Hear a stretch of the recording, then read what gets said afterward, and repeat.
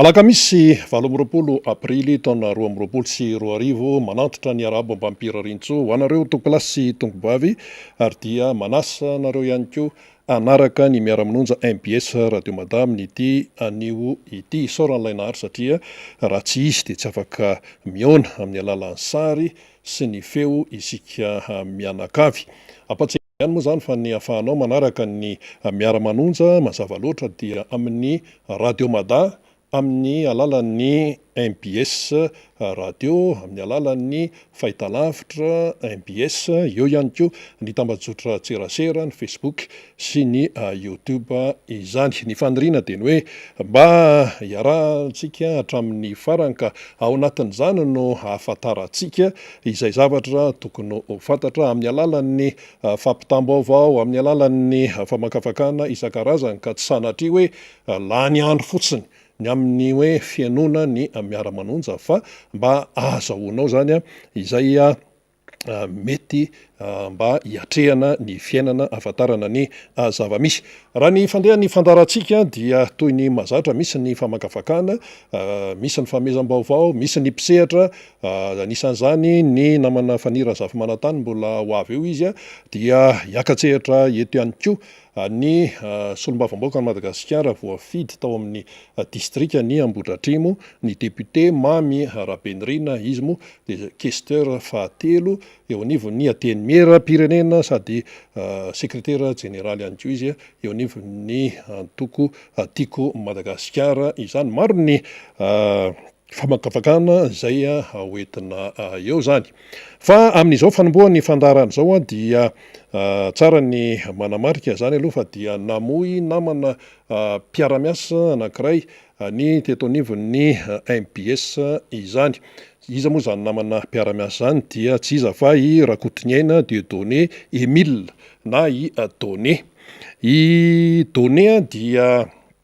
mpamily izy. Mpamily ary efa nandritra ny fotoana maro no niasany zany ary efa tany amin'ny efa 30 taona tany mihitsy nandritran'izay no efa niaraka tao anatin'ny groupe Tico, dia avy eo izy moa lasa nisahana ny asany izay mampamily azy zay taty amin'ny MBS taty Anosipatrana izany.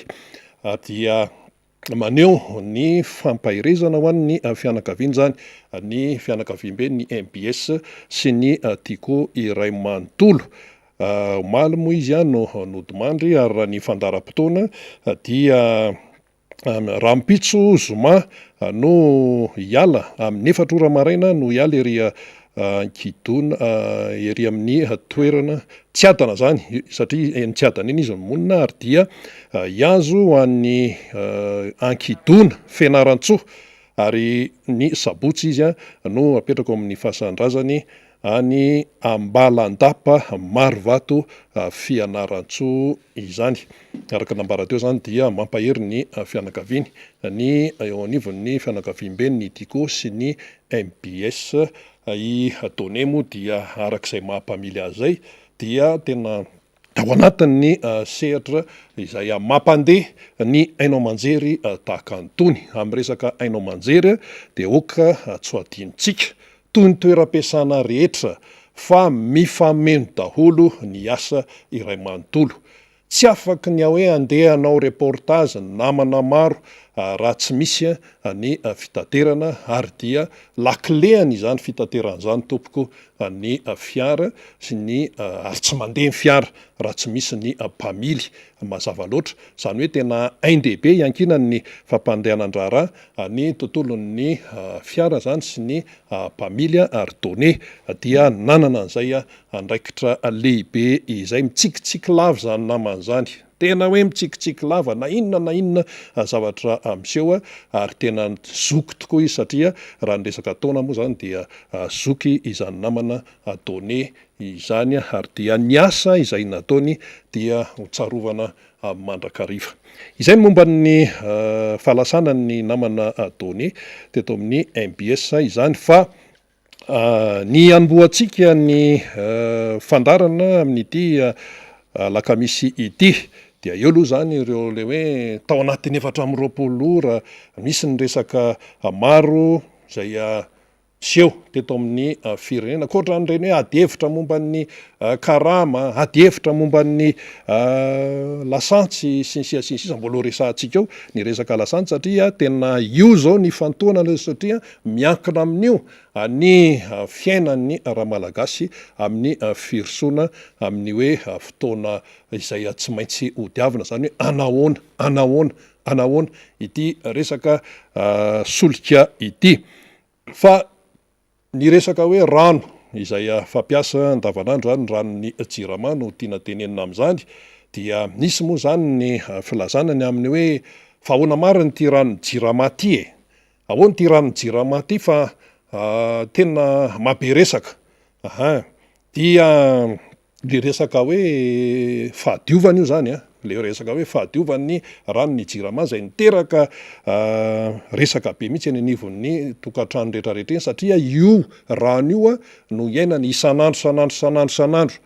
ampiasaina ao atokantrano, ampiasaina amin'ny sakafo, entina amin'ny sasa sy ny sisa kanefa de hoe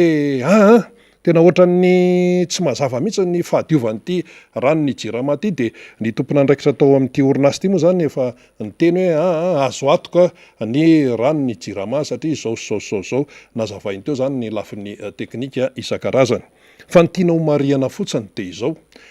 hoe ny resaka saripady satria saripady io rano io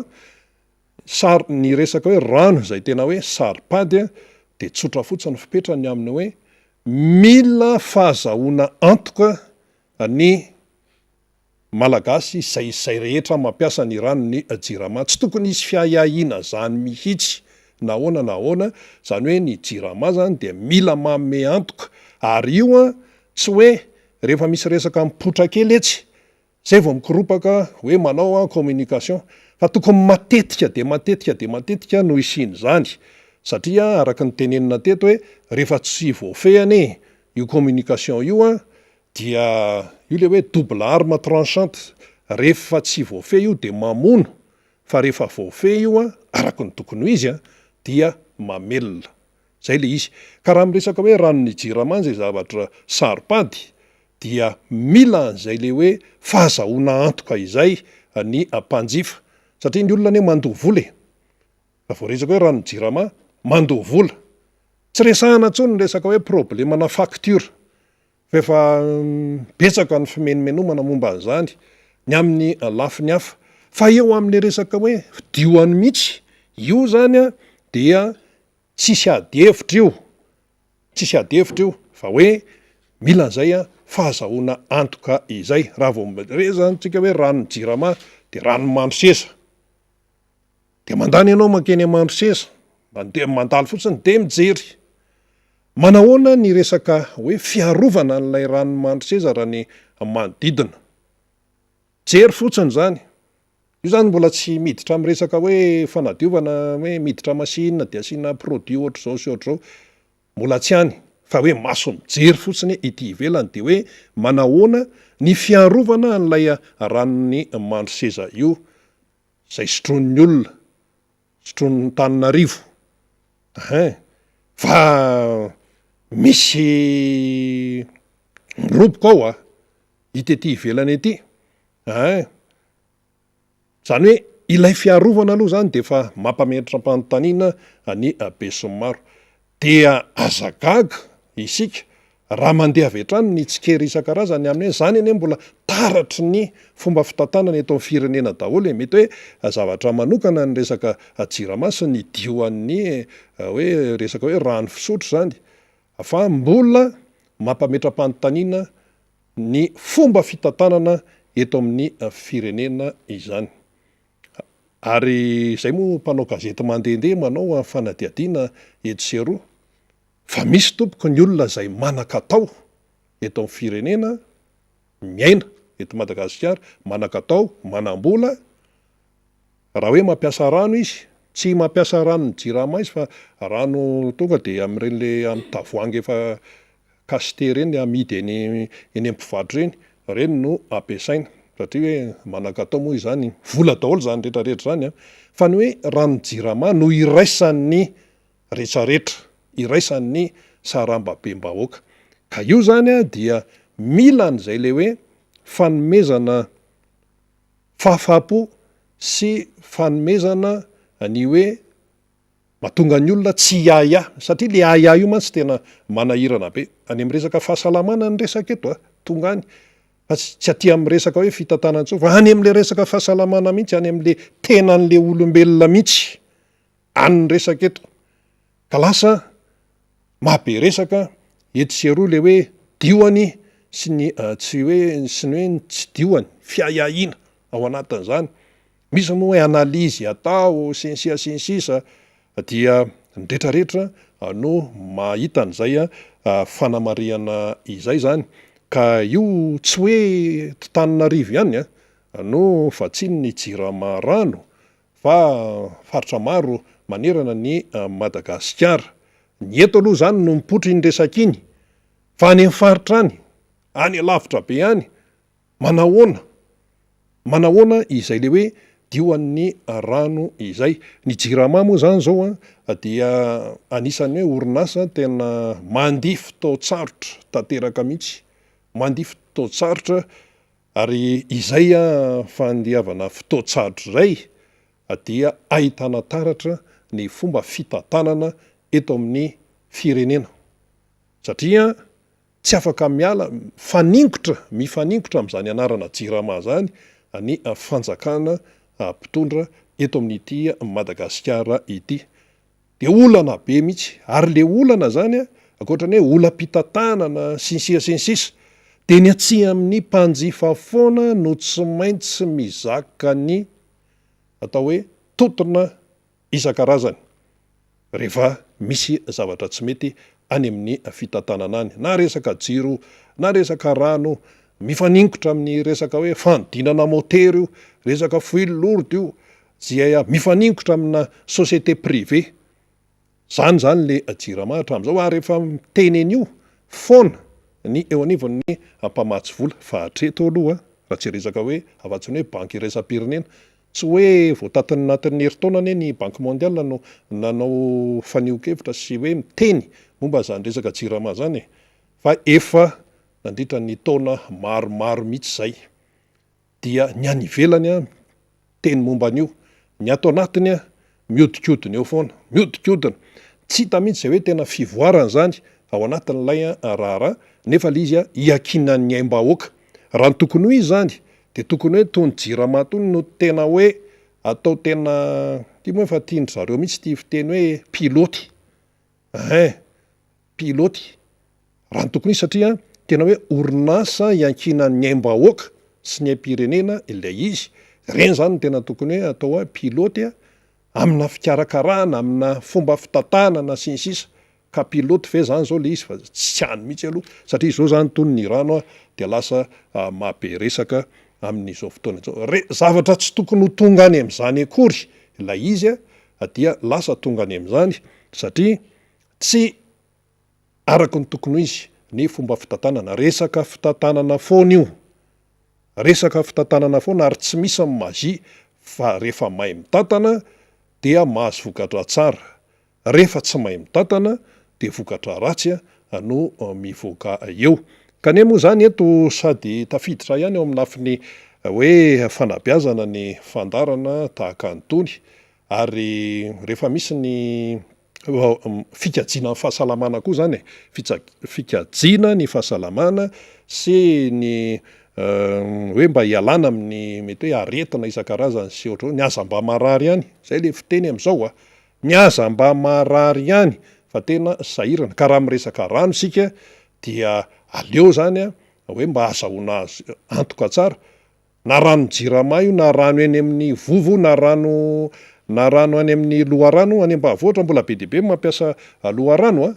dia aleo ampangotrahana foana ilay izy mba hoe mamono ny bakteria zany. Aza metehatra amin'ny hoe zao tsy fantatrao zay seho tany aloha tany zany raha fa le hoe le rano tonga eo anatrehanao zany indrindrandrindra hoe sotroina de aleo ampangotrahana ihany. Dokotera no niteny an'izany fa tsy zay akory no hoe mamorona eto fa aleo ampangotrahana le izy amin'izay azo antoka hoe maty ny bakteria sy zay mety hoe mikroba any anatiny reny rano reny fa tsy hoe tonga dia mandeha amin'izao. ary ny tany raha ny taremarika amin'ny resaka hoe areti-kibo eto amintsika tsy resaka Antananarivo indray eto fa hoe tena manerana Madagasikara dia mbola ambony indrindrandrindra mahazo ny zaza satria tena hoe rano tsy ara-pahasalamana indrindrandrindra reny ny amin'ny vovo matetika ny amin'ny loharano sy ny rano eny rehetrarehetra eny ny kere moa zany any atsimo de mbola io tena hoe fampitadiavana ny rano madio, rano fisotro madio amin'ny fiatrehana ny fiainana ka io dia mbola goavana be zany ty resaka hoe rano fisotro madio ity lasa mitatrano ny resakitsika satria rehefa tsy misy ny rano de maty ny olona rehefa tsy misy ny rano ary raha misy indray ny rano nefa rano tsy ara-pahasalamana de mbola problema daholo zay rehetrarehetra izay ka zay no tiatsika petraka amin'ny iny toejavatra iny satria tsy azo hoe lalovana fotsiny izany resaka hoe rano zany zay midika aina aim-bahoaka aim-pirenena ny rano fa ny eo anivon'ny atao hoe fitantanana moa zany eto amin'ny firenena dia ny tena manahirana de zao tsy mety miaiky ny tsy fihetezana eo amin'ny fitantanana izay tompon'andraikitra Izatsokaza zany amina sehatra eto amin'ny firenena mihitsy le régime mihitsy zany ty noteneniny tsy hoe resaka olona ray na resaka olona roa fa le régime mihitsy eto amin'ny firenena no tsy mety miaiky mihitsy hoe tsy mety ilay izy tsika mantsy amin'ny mahamalagasy zany dia zava-dehibe amintsika le hoe fiekena hoe tena tsy mety dia mba izao zany anaovana azy zao no anatsarana azy fa ny eto amintsika de tsy mety miaiky zany an'izay tsy fihetezan'izay fa ny mifanohatra am'izay no atao inona moa le mifanohatra am'izay manao communication manao filazana etseroa manao hoe zavatra mamirapiratra sy mampilendalenda zany foana no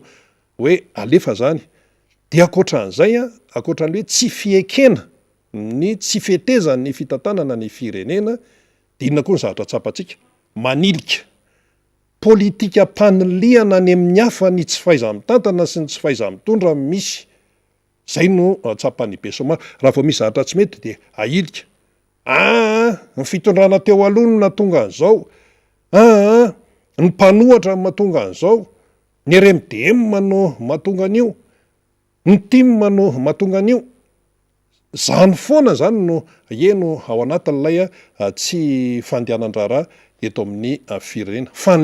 faniliana fa ilay hoe fiekena tsy hitanao taratra mihitsy nefa raha ohatra zany hoe jerevanao ny fiainana isan'andro fanapa-kevitra ny fitondrana ny no ikitika ny karaha mampiasa-panjakana inona ny idiran'ny TIM am'zany inona ny idiran'ny RMDM am'zany fa ny mpitondra no tompon'andraikitra am'zany ary raha vao nikitika karaha mampiasa-panjakana izy kanefa izy miteny hoe io vidin-dasantsy io dia mila miomana amin'ny hoe fiakarany sy ny sisa dia ny mpitondra zany no manapa-kevitra ary matetika amina zavatra saripady zany no ahitana fanapahan-kevitra tsy mifanetana amin'ny tena izy ohatra raha vao mikitika zany hoe karama amin'ny mpiasa-panjakana ohatra hoe akarina ny karama amin'ny mpiasa-panjakana ho ny mpitondra zany dia hoe mba hahafahana miatrika ny sondrom-pidi-piainana fa raha tena hoe hiatrika ny sondrom-pidi-piainana ane raha ohatra ka akarina na hatrany amin'ny 700 isanjato raha 300 isanjato 700 isanjato ny karaman'ny mpiasa-panjakana fotsiny fa mbola tsy mahasehaka mbola tsy mahasehaka satria maninona ilay vola mihitsy aloha no efa maivana faharoa ny fahefa-mividy maivana manaraka an'izay dia ny fidiram-bola tsy afaka hoe afahana miaina mpiasa-panjakana ane be dia be manao vadinasy zay mpanao gazety mahafantatra an'izany satria zay manao fanadihadiana sy fikarohana mandehandeha etsery ny mpiasa-panjakana le hoe mpiasa-panjakana le ao anatin'ny saramba-be-bahoaka dia ataontsika hoe manao vatinasa satria sitrany ay aloha miasa any amin'ny fanjakana izy fa mety ohatra izy hoe manana fivarotana kely na manana fiompiana na manana fambolena na varotra taozavatra sy ny sisa zany no iainana sitrany ay aloha. Inona moa ny dikany hoe sitrany ay? Mba hahafahana zany manao ny hoe mba fitazomanaina zay sisa fitazomanaina sisa la izy fa raha hoe le karama zany tsy masehaka araka ny fitenitsika teo kanefa le izy hoe akarina fa raha akarina tsy mbola mahavaha olana mihitsy fa any am'le olana fototra mihitsy ny tsy voava izay le izy le hoe filazana hoe fampiakarana karamane teny avoloa moa iny zany no fitenenana an'iny hoe akarina ny karama-piasam-panjakana de nitehaka daholo le nanatrika teo de hoe tehaka amin'ny ahoana ary zany fa le olana fototra tsy vaova. Inona moa ny olana fototra? Ny olana fototra de ny resaka fiarikarena eto amin'ny firenena, ny fambolena sy ny fiompiana, ny fanoranan'entana makany ivelany, zany ny tena mampidi-bola. Ny fampidirana ny devise eto amin'ny firenena rehefa matanjaka betsaka ny devise miditra tsy hoe misolo vaika ny anjaran'ny paitoekarena akory fa rehefa betsaka ny devise miditra de mahazo aina ilay vola malagasy, betsaka ny fanoranan'entana makany velany dia miditra ny vola vahiny, zatra tsotra kely ohatran'izany le izy. Fa raha ohatra hoe ny fanafarana entana foana dia manjary mampalemy zany lay toe-karena. Ka inona moa zany ny tokony ho izy? Ny tokony ho izy anie zany satria resaka vola ny resaka raha mandeha metsena ianao zany ka mitondra R1,00 dia iny R1,00 iny dia mahazo zavatra be dia be. Feno ny arona, mety arona ray, mety arona roa, zay no atao hoe matanjaka ny vola. Tena io azo tonga de tsaraina amin'ny rehefa mandeha metsena, antanio ny remim-pianakaviana. Ary ny remim-pianakaviana tena mahay an'le resaka hoe miady varotra. Lehilahy moa tsy de mahay miady varotra zany, zay aloha tsy de mahay an'zany. Fa ny remim-pianakaviana ny vehivavy tena mahay miady varotra mihitsy ary voakaja mihitsy fa na misy elanelany 10 ary io de fa hitany ary tena hitany any amin'ny tokantrano izany. Zay lay fipetrany. Ka ny atao hoe vola zany hoe matanjaka de any ny tokony jerena satria any ny fototra. Tokony hoe atao zay ampatanjaka n'ilay vola ariary. Matony hoe président Marc Ravalomanana nandritra ny fotoana nitondrany ny firenena namerina ny atao hoe maizy azy ny ariary. Nisy ara rankitiana hatramin'ny logo mihitsy izay logo an'ny banque centrale nisy fifaninanana de io le logo am'izao fotoana zao io moa taloha nisy an'izany hoe ariary be. Fa amintsika miteny zao ny vola madinika ohatrany tsy de lasa miteraka ady le vola madinika eny amin'ny fiarahamonina, atao vola madinika daholo eny nomenao ny reseverana taxi be fa ilikiliny ery. Fa ny ariary zato zany zao no tena mandeha amin'ny izy fa nefa ny vola madinika mbola misy, mbola miexista tsara eto amin'ny firenena. Ny ariary 10, ny 20, ny 50, ny aroa sy ny arefatra moa tsy fantatra tsony hoe ahoana fa taratra le fahantrany zay. Ka raha ohatra zany ianao hoe mba tsapa fa mitondra vola ianao ohatra hoe R1,00 mahazo zavatra betsaka, izay lay atao hoe tena hoe miova ny farim-piainan'ny gasy. Miova ny farim-piainan'ny gasy raha ohatra hoe mitondra vola izy ka mahazo zavatra. Fa raha hoe mitondra R1,00 izy tena tsy hitakory de tonga de tsisy zavatra azo firy akory de ripaka. Dikan'izay zany dia any amin'ny lanjam-bola zany no maivana. Le lanjam-bola nefa tsy tenitenenina fotsiny amin'izay hoe atao zay hampiakatra an'io fa misy ezaka tsy maintsy atao. Ary politika ampitantanana amin'ny firenena no mahatonga ny lanjam-bolanao zany atanjaka hoe ty atao an'izao, ty atao an'izao, fa tsy mipingapinga mendimendy fotsiny hoe zay zao no mpitondra. Eny ka hoentinay zara le firenena tamin'ny fotoan'andro ny nampalaza ny pasteur Richard Andriamanjato hoe eto miakatra ty fireneny ty. Dikan'ireny iny ao anaty baiboly zany ny dikan'ireny eny hoe eto miakatra ty fireneny ty, tena hoe maizy azy amin'ny firenena, ny fiainana ao anatin'le fiainam-bahoaka hoentina miakatra. na ny toetsaina, ny ara-panahy, ny ara-toekarena sisy rehefa hoe maolona ray manontolo dia zany ny dikan'ireny hoe enti miakatra eny. Fa ity enti miakatra ny vidim-piainana, enti miakatra ny fahantrana, enti miakatra ny fahasairanana,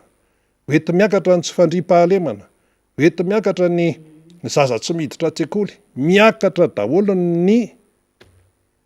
statistika, ny taremarika amin'ny tsy fahombiazana eto amin'ity fireneny ity.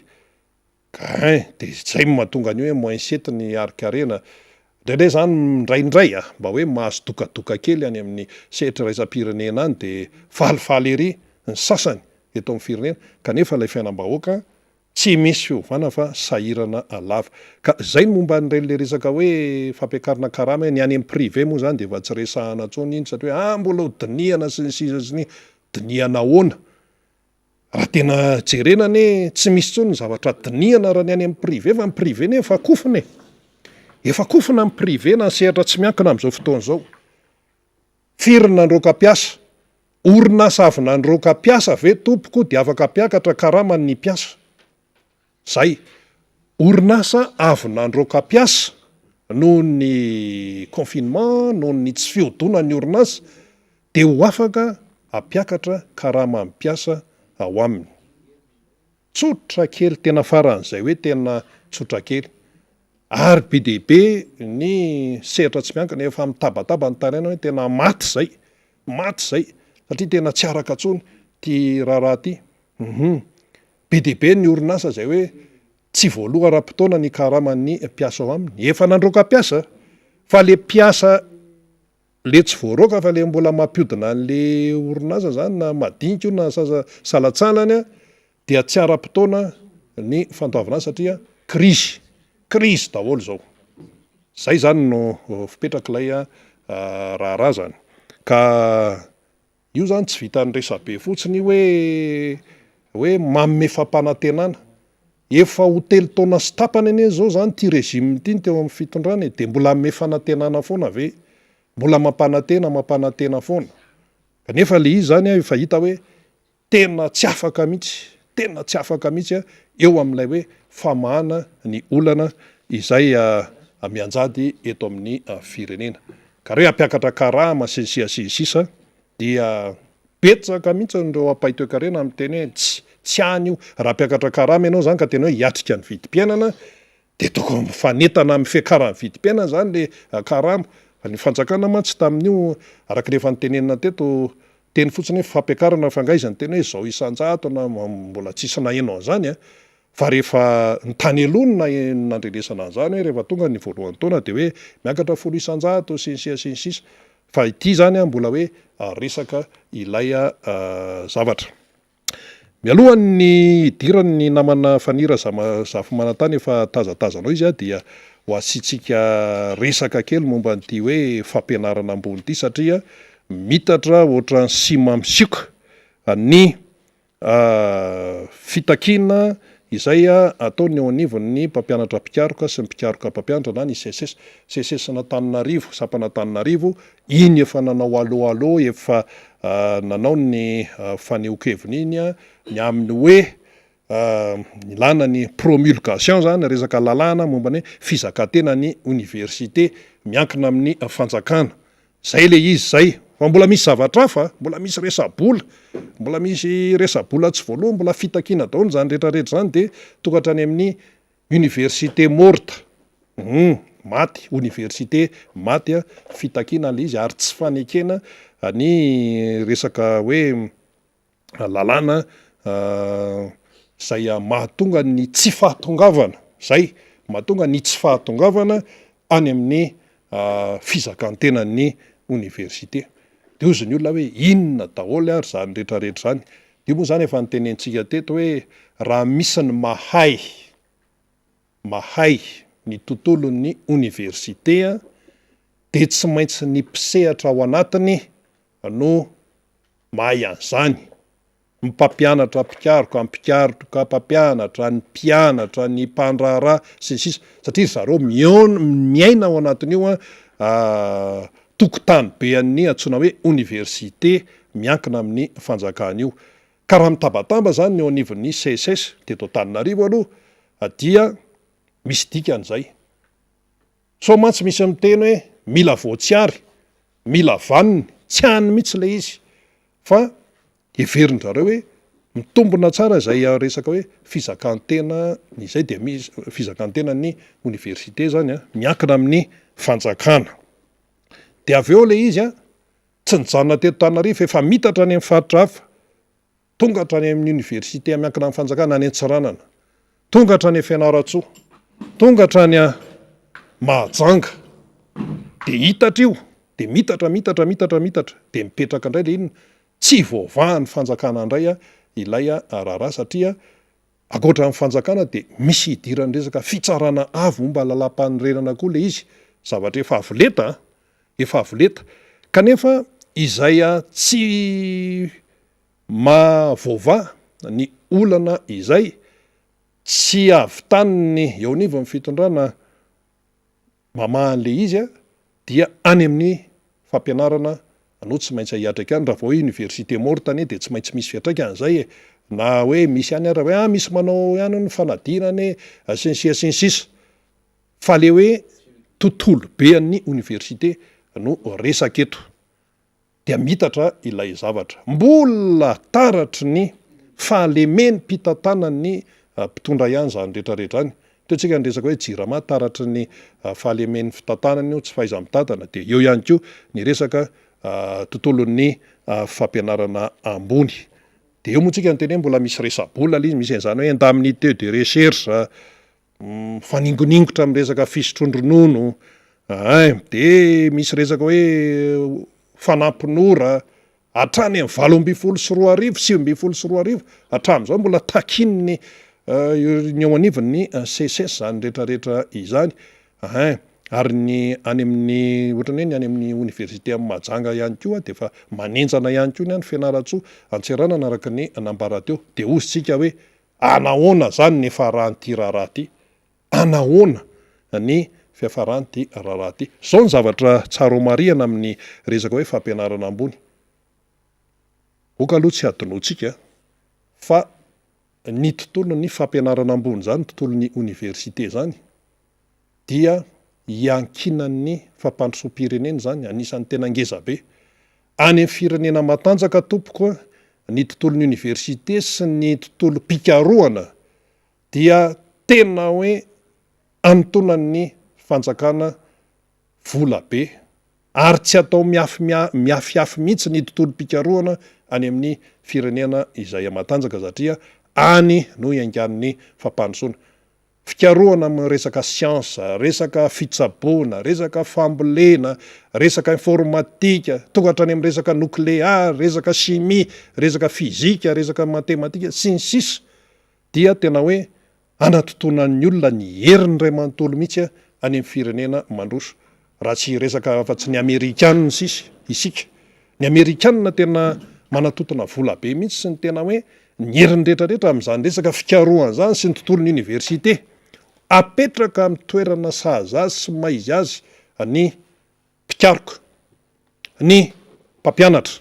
amin'ireny tontolon'ny fampianarana ambony reny. De ny eto amintsika université morte no ny hafarany. Mampalahelo zany toezavatra any. Eto amintsika nefa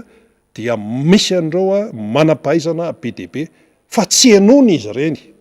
Tsy apetraka ny toerana misy azy izy ireny. Ary ny mpitondra fanjakana amina firenena anankiray matoa mandroso le firenena de miara-miasa ary miaino izay zavatra teneniny manampahaizana satria zareo efa manana ny expérience ao anatin'ilay izy. Ny mpitondrane dia mbola zandry teoriana fa ireo ray aman-dreny amin'ny sehatra maresaka rany, resaka fitsarana, resaka fambolena, tenentsika teo, resaka siansa, sinsisa, resaka fitsaboana,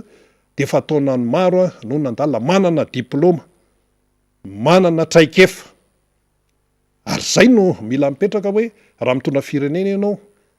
tsy resaka manara-penitra fa resaka professionnalisme, matianina ary manam-pahaizana dia matianina amin'ny zavatra izay nandalinany sy nandaniany fotoana. Professeur firy no eto Madagasikara fa mba mihainao an'ireny ve ny mpitondra. Matoa zany tsy mahavaolana le mpitondra dia tsy manana vaolana, nefa eto amintsika be de be manam-pahaizana tena katrakatraka. De maninona lasa misy fuite de cerveau eto amin'ny firenena tompoko, manam-pahaizana eto Madagasikara, lasa izy mifindra lasa makany ivelany, lasa izy makany satria hitan'ny olona hoe mahay de any Eropa, any Amerika, any Azia, any ny manam-pahaizana malagasy no mampiasa an'ilay fahaizana, nefa fahaizana tokony aty amin'ny firenena izany. Tsy metsiny mihitsy reny olon'ireny satria ny eto tsy hita zay ataoko, ny eto tsy hita zay atao zany ao anatin'ilay raharaha de lasa izy de ny any ivelany no mahazo tombontsoa zany amin'ilay izy. Sendra tsy hoe moa sendra fa matetika no tafahoana amina professeur manam-pahaizana be eto amin'ny firenena ny tena zany de mba nanontany mampanao gazety hoe maninona ianao no tsy mba nakany ivelany miasa fa mijanona eto nefa ianao manam-pahaizana be ary efa imbetsaka no nikitihan'ny université any ivelany. De zao no teneny hoe za aloha izy tsy mametsiny mihitsy reo namana zay alaza any satria eto tsy hita hoe ahoanako, tsy hita hoe ahoana, tsy afaka tena mampiasa an'le fahaizana eto ary tsy noteny ny manam-pahaizana fa matoa zao nijanona de noho nylay fitiavana tanindrazana. Fa io no izy io fampianarana io na fampianarana any amin'ny maternelle ka hatrany amin'ny université, eo ny mahafampianarana azy fa tena hoe adidy amin'ny taranaka faramaniny, fanabeazana izy fanabeazana mba ho tonga olombanona sy olomendrika sy olomanga sy olomarina. Zay le tena mazava-dehibe ny tontolon'ny fampianarana izany, indrindra amin'ny fampianarana ambony. Raha miteny zany hoe université any Harvard zany any États-Unis izay tafiditra ao anatin'ny 5 voalohany, de lasa tsy riritra fotsiny isika eto Madagasikara hoe ahoana nen'ny olona ny antsika ty tena manahirana. Ary matoany mitady an'izany hoe fizakan tena izany ny aonivon'ny CSS de jereo fotiny ny foto-drafitrasa ny fampandehanany raharaha ny amin'ny université raha tsy resaka afa-tsy Antananarivo repoblika voalohany eny no nananganana io ny ambotsaina io fa WC ny toerana entina mianatra, ordinateur sy ny sisa ohatra fotsiny zany le fitaovana ampiasaina fa ay tsy mendrika mihitsy zany amina hoe tena hoe université fa ny zavatra ohatran'ireny de tarafan'ny olona ihany koa ny momba ny fanjakana. Lay fanjakana eo amin'ilay firenena mirentirenty be rehefa hita ty ivelany, mandeha makany ivelany ohatr'izao tena ohatrany hoe tena enjana be, nefa ny université miankina amin'ny fanjakana aza tsy mandeha araka izay tokony ho izy ny fampitaovanao, ny resaka toeram-pikarohana, laboratoire sy ny sisa tsy resahana intsony zany fa be de be. Eny ary mandeha ny fotoanantsika tsy maintsy noresahana moa zany satria ilaina ny mahafantatra azy efa eto ny namana faniry Razafy Manantany rehefa avy nandehandeha tany izy de tonga izy dia manan-kambara dia afaka minitra vitsy ihany koa de ho avy ny député Mambra Bendrina araka ny nambara teo. Miarabanao Faniry Ndahoary. Eny ary de miarabandrina mbola eo ihany moa tsika mivezivezy eo fa mbola maika rina fa isaorana ianao zany nitondra sy nanokatra ny vandarana. Isaorana ihany koa reo technicienne zay miara-miasa amintsika marobe zay mapita ny sary sy ny feo zany isika zay manaraka any ampitan-dranomasina lavitra be amina manaly ny kilometatra Madagasikara, ny Amanarivo ny kilometatra mahery eto an-tanindrazana de arabaina. Efa nambarany rina teo fa dia misy vona mitranga zany ho an'ny mpiara-miasa ary ho an'ny fianakaviam-be ny MPS sy ny Tikosandry dia nodimandry idone zany na rakotonina Dieudonné Emile zay 5 taona niara-ny asa naharitra mihitsy tato amin'izany vondrona izany dia mananjanaka moa izy 3 manana zafikely 3 ihany koa ary rehefa somary lazon'ny aretina volana vitsivitsy zany idonea dia zay hoe tsy tana izay ny ainy efa nitondrana irina ny temy fampionona ho an'ny fianakaviana fa averintsika hatrany anga am'izay hoe zava-dehibe ny fakahirezana ho an'ny fianakaviany ny namana mpiara-miasa zay nandao antsika zany ka ny fanotriana ny razana amin'ny sabotsy fa hiala ny razana zany rapitso maraina be hoentina hany fianaratsoa zay toerana ny aviany namana adone de makahery mivady amanjana ntsika sy ireo zavikeliny zany miatrika izao azo lazaina hoe andro mangidy ny fahalazany ny fahalasany ny raim-pianakaviana tena hoe andry lehibe eo anivony zany tokantrano izany de makasitraka ary mahatsiaro mandrakariva ny fiara-miasa sy ny sonataony sy ny fiarahana tam'izany rahalahy zay niaraka tamintsika zay rina sy ho atsika zay mare ho an'ny fianakaviana rehetra zany zay ny amin'iny ny vaovao moa zany rina io moa zany mitovy foana isan'andro san'andro fa aleo aloha mba mitondra vaovao ohatra mahafinaritra foana koa nge le vaovao tsy indraindray zany am'le le miaraka an'le fanjakany ty manko be da be foana le weekend sy le tsy asana fa amin'ny latsinainy zao zany de andro tsy asana fa andraisaka rama amin'ny latsinainy faharoa amin'ny volana me io izy hitantsika io zany zay navoaka ny teo anivo ny ministera ny asa ny fampananana asa ny asam-panjakana sy ny lalàna sosialy satria moa zany de datin'ny androany mihitsy io fa lao amby 20 aprily ny fetin'ireo rahalahy zany zay silamo ao anatin'zay hoe Eid al-Fitr zay dia ho fankalazana izany de niarahana anapaka zany ny faharoa ny volana me de andro tsy esana resaka rama zany tiatsika mamparitray an'izay zany fa dia manaraka an'izay ihany koa isika zany atao anatin'ny fandarana tsisy mifandarana zany satria dia ny voalohany volana me moa zany anatotosa ny hetsika ny mpiasa rehetrarehetra arak'izay fandaminana misy ny hoe ilahatra avy any Ambojatovo misy ny anatanteraka atele misy ny anatanteraka ohatry ny fiaonam-be any amin'ny toerana misy azy ireo tsirairay avy samy manana ny fomba akalazany fa mbola isy conférence de presse moa raha ny vaovao fantatsika entina ilazana am'izay fahakalazana ny fetin'ny mpiasa zay voalohany volana me de faharoa volana me zany tsy miasa fa tonga de misaoty aty amin'ny 3 me tsika de 3 me indray io talaty io de efa fantatsika lina le izy andro lehibe ho an'ny asa fanaovan-gazety sy ny fahalalahany asa fanaovan-gazety moa zany mazava ho azy io fa io andro io ihany koa ny voan'ny didy ho an'ny Clémence Rarinirina mahakasika ny raharaha zay nanenjehana azy tamin'ny hoe famorim-bahoaka tsy nahazona lalana sy ny inona moa zany endrika fanakorotanana zany tamin'ny hetsika nataony ny taxiville sy ireo fikambanana niaraka tamin'izy ireo zay hitantsika fa nisy ny fisamborana azy teny akorondrano de ny fitondrana azy tena ny sampana misana ny ady heloka bevava teny fiadanana zany ka ivoaka amin'io talata fahatelo ny volana me io ny didy momba ny Clémence fa raha ny fahafantarako azy ihany koa fa eo ny namana mety manitsy izay dia fivoriany ny solombavam-bahoaka ihany koa io talata io fivoriana fanokafana fivoriana ara-potoana zany ho an'ny antenimera-pirenena sy ny antenimera-mbolona amin'izay androm-panjakana mpanao lalàna izay zany hoe le volana me moa zany de volana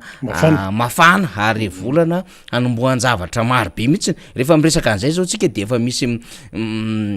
sahirana indray any ambadika any hoe fa misy inona zany ka de mitantara fotsiny tsika ka mitantara satria tsy afaka misaraka amin'ny tantara ny tantara ny volana me ho an'ny tantara ny fomba fanaovana politika teto Madagasikara ka izany rehetrarehetra izany satria io koa moa miankina amin'ny pratika politika sy ireo zay nataon'ireo rehetrarehetra ny fandimby teo anatrehan'ny tantara de ohatry ny mahatsiarotsiaro ny miandry amin'ny herinandro ambony io ihany koa de hoe hiakatra satria prévu zany amin'ny herinandro ambony io ny vidin'ny solika de eo zany hatram'izao aloha zany tsika tsy mbola mahita mihitsy satria isika omaly de miresaka foana am'le aiza le mba plateforme na dialogue zay varavarana tokony apetraka ny fitondram-panjakana ahafahana migerena situation de crise ohatran'izao de tsy mahita nininina mihitsy ianao zany ohatra hoe ahoana no ahafahana am'zay an'le vidim-piainana ka misy plateforme na dialogue iny nataony araka am tamin'ny zonim-panjifa iny a tsy iny le izy satria ny zonim-panjifa de efa manana fironana ndray am'izao fotoana zao reo fikambanana vitsivitsy miaraka amin'ny fitondram-panjakana donc tsy afaka mireprésenter mihitsy am'le mpanjifa aloha zany zay a crédibilité an'le zonim-panjifa efa manana fironana zay tonga de mazava be ny sary na inona zany tenenina de efa mazava be mihitsy ny sary amin'iny a fiarahany zonim-panjifa iny dikan'izay plateforme na dialogue hafa no tokony hoarosy ny fitondram-panjakana am'izay mba ahafahana tena mametraka an'le tena mpanjifa araky ny tokony izy fa tsy mpanjifa lalaovina na mpanjifa zay miandany amin'ny fitondram-panjakana ka entina midina eny an-tsena fotsiny ohatrandrizenina be de anamarina ny prix ny plafond napetraky ny fitondram-panjakana zay ray faharoa ihany ko de hoe ahoana ny plateforme na dialogue eo anivon'ny fitaterana satria zao zavatra mitranga izao zany rehefa hiakatra viditsolo-kio de apozina tsy maintsy hampiakatra ny azy ary lozika ny adevitra zany zay efa ela ny saika hampiakatra ny saram-pitaterany ny teo anivon'ny UCTU na Union Coopérative na Transport Urbain ny zone nationale efa nisy fotoana nametraka ny tableau hoe reto no tarifa vaovao ho an'ny sarandala ny zone nationale fa zao namono afy le fitondram-panjakana tamin'ny alala ministry ny transport roulette sy ny sisa moa fahafantarantsika am'zany adevitra zany de nisy ny fionana iny nge tsy tsy plateforme na dialogue reny fa reny famonoana afo hoe de miona le izy fa tsy ohatrany reny le izy fa misy mihitsy mazava ho azy manao ekotiny ny andanitsy ny ankilana de miresaka hoe raha toka ohatran'izao ny zavatra hitranga anticipation inona zany ny fomba everiny reto tripartite reto mba ahafahana mijery zay mety ahafahana misoroka sy manamaivana mety ho fiakaran'ny sarandalana ohatra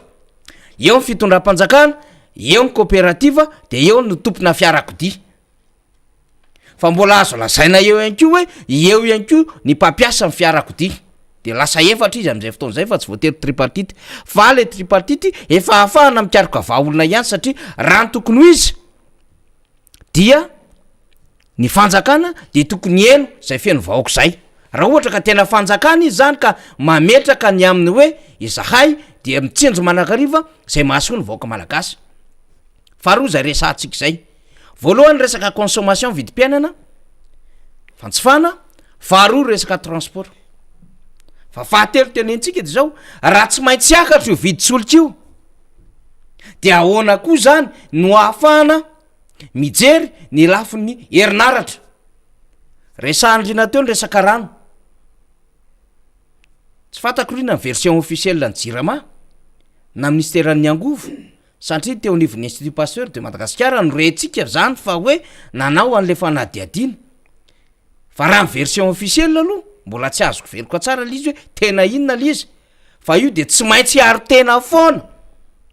na de efa rano mavomavo ohatrany zoena tamarara no tonga anatin'ny robinet nisa tokantrano malagasy de tsy maintsy miaro tena foana ry zareo hoe vokatry ny fanadiovana kely io na vokatry ny ranobe nateraky ny rotsakorany io na vokatry ny zao fa tsy mety iaika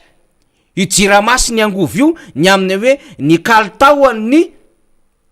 fantsifana aroso isa tokantrano malagasy na resaka rano na resaka herinaratra de tsy maiky zany reo fa nitendry zareo hoe azo antoka hony eny oa eniko ny teneninao teo fa mbola te hikaroka tsara manko a am'le tena hoe azo antoka amin'ny ahoana zay manko le izy le izy satria izy io zany satria tsika zany mila mahatoky ny fokam-pikaroana ataon'ireo hoe nivona laboratoire zay mandinika an'zay tsy voasambany aniny isan'zany hoe nampisotro rano maloto ny jirama fa matoa zany institut pasteur fiabina zay indrindra fa ty tsy ohatry n'le tamin'ny coronavirus hoe namoaka n'le valon'ny fitiliana ny institut pasteur de tena nitezera ny fitondram-panjakana satria nanala-baraka azy angambana de lasa izy nakare amin'ny sary lamere tery ambotsaina tery nanao contre n'le fitiliana ndray mba azona mampena n'le statistika navoaka ny tena efa nisan'zany nge teto riny misy dokotera raha tsy manaiky raha tsy any amin'ny institut pasteur nataony analisy zany rehetrarehetra zany zany mila fataritsika tsara amin'ny atsaka ny sy-andavana zany ka rehefa ivoaka le izy rehefa avy eo miakatra ty ho voadonatra any am'le koa satria misy gazoal mampandeha an'io a herinaratra amin'ny jirama io ary nakabiazan'ny famatsiana ny herinaratra eto Madagasikara dia amin'ny alalan'ny gropy avokoa zay a misy gazoal mampandeha azy vitsy ny filoro fa ny resaka barazy hydroelektrika dia azo lasaina fa vitsy zany na de reharehantsika malagasy ary ny fananana nandekaleka mandraka atelomita volobea ambodirina any voloina maromaro fa reny zany de hoe tsy afaka entiny ilazana fa tena afaka manao couverture tanteraka ny famatsiana ny herinaratra eo amin'ny sehatra nasionaly de misy gropy amanjatony amanjatony andaniny volany jirama andoavana facture zay mitovana be am'izao fotoana zao amina milliard am'ireo fournisseur ijiro ny jirama reo de eo ny tenentsika hoe hiakatra ve zany facture ny jirama satria tsy maintsy kitika zany raha ohatra ka miakatra ihany koa ny charge zany eo am'ireo a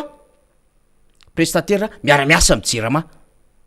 zany daholo tsy maintsy calcule de efa tokony hipetraka sahady le plateforme zany ahafahana mijery sy miomana teny zao fa tsy mahita an'zany tsika inona zavatra hitatsika riny anamboatra hôpitaly zao izy le mbola mandeha foana le fampanantenana efa telo taona mahery ateoriny zany ane fomba fiasa normal ao a resahantsika foana zany e any anivo ministerany fomba fiasa normal zany raha tsy ampiny ny hôpitaly de voatery tsy maintsy manao CSB ny eny anivon'ny commune manao CSD ny anivon'ny district de ohatran'zany any amin'ny région de miakatra ny anivon'ny province hôpitaly be donc zany tsy mila communiqué be zany ary tsy zany akory ny resahana any anivony satria manodidina manko am'izao fotoana zao efa mandeha le hoe hanaovana évaluation le gouverneur ka rehefa hanaovana évaluation le gouverneur de mampime be misy le izy rina de manao tena statistika kapoka boritra eo fotsiny de inona natao anatin'zay zay de navita fotodravitrasa amanjatony teo eo tao amin'ny faritra nisanay zay de navita fotodravitrasa ronjato eo fa zao fotsiny ohatra nitondrantsika an'le izy 10 kilometra isa-taona ny lalana pavé nasaina amboarin'ireo gouverneur reo de misy commune zany andao ataotsika eo anatin'ny région ray misy district enina naranjoro foariny raisitsika maro antsaitra mananara Sainte Marie vavatelina Fenerive Sonnerany vongo enina zay analanjorofo gouverneur tsisy conseil de misy commune firy ao anatin'ireo ka raha le 10 kilometra na pavé isa-taona zay ny baikona tsy maintsy ataon'ny gouverneur io zany nzaraina amina district enina de ho zaraina amina commune ataotsika hoe misy commune en moyenne zany 10 mety firy zay rino 90 commune ao anatin'lay fa mety mihoatra région anankiray mihoatra de firy kilometatra zany na firy metatra isaky le commune mba pavé vita environ ataotsika hoe 100 na 50 amy 100 metatra zany de iny rehefa aveo mandeha de lazainao hoe tonga de comptabilisenao na vita fotodravitrasa 90 satria ny 100 metatra tary amy commune ray de comptabilisenao hoe fotodravitrasa vita iny ny 150 amy 100 metatra tary amy commune ray de comptabiliseny fotodravitrasa faharoa vita iny ny 20 metatra de comptabilisena fotodravitrasa fahatelo ny 10 metatra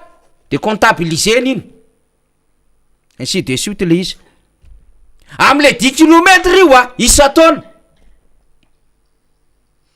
tsy le hoe le kilometra azony le lalana zany ny kotiny fa le isan'le fotodravitrasa zarazaraina potipotihana ao anatin'lay lalana lay tsy maintsy ataon'le gouvernora isa-taona io zany de iny zany efa mahita izy ato hoe tsy latsaka manodidididina 20 eo ohatra ny fotodravitrasan'le lalan'le pavé satria le 10 kilometra zarazaraina amina commune ao anatin'le faritra ao tsaritsika am'zay de mandeha am'izay le inona io na de efa beadevitra be ara le tete-bola ampiasain'le gouvernement le fanitsaka andraikitra n'le préfet de région sy le STD le service territorial déconcentré fa mbola ampidirinao anatin'izay ihany ko le kely volavola kely samihafa zay ahafahana miara-miasa amin'ny fanjakana de le manao an'ilay tetezana kely samihafa ahafahana manao an'ilay ohatra brao pokotany efitra ray 3/4 na sala am'izany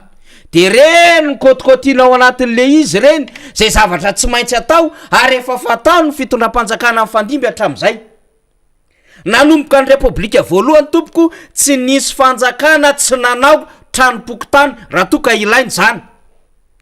tsy nisy fanjakana tsy nanao SFF na EPP nandritry ny repoblika voalohany faharoa fahatelo faefatra satria ny situation démographique no mitondra an'io ny politique générale de l'État ao anatina scolarisation sy alphabétisation no mitondra an'izay de lozika zany ary asa fatao andavanandro zany resantsika zany raha mitombo ny mponina ohatra tsika zao mety 27 na 28 millions d'habitants rina dikan'izay tsy mitovy ny tany amin'ny repoblika faharoa 12 millions na 16 millions d'habitants niakatra zany tsika am'izao fotoana zao dikan'izay le filan'ny université nataon'Andriamatody de Ratsiraka enina tam'izany tsy possible atsony ary tsy mipermettre atsony amin'ny filana am'izao fotoana zao tsy maintsy manao le fitondram-panjakana na tiana na tsy tiana n'empêche misy an'le université privé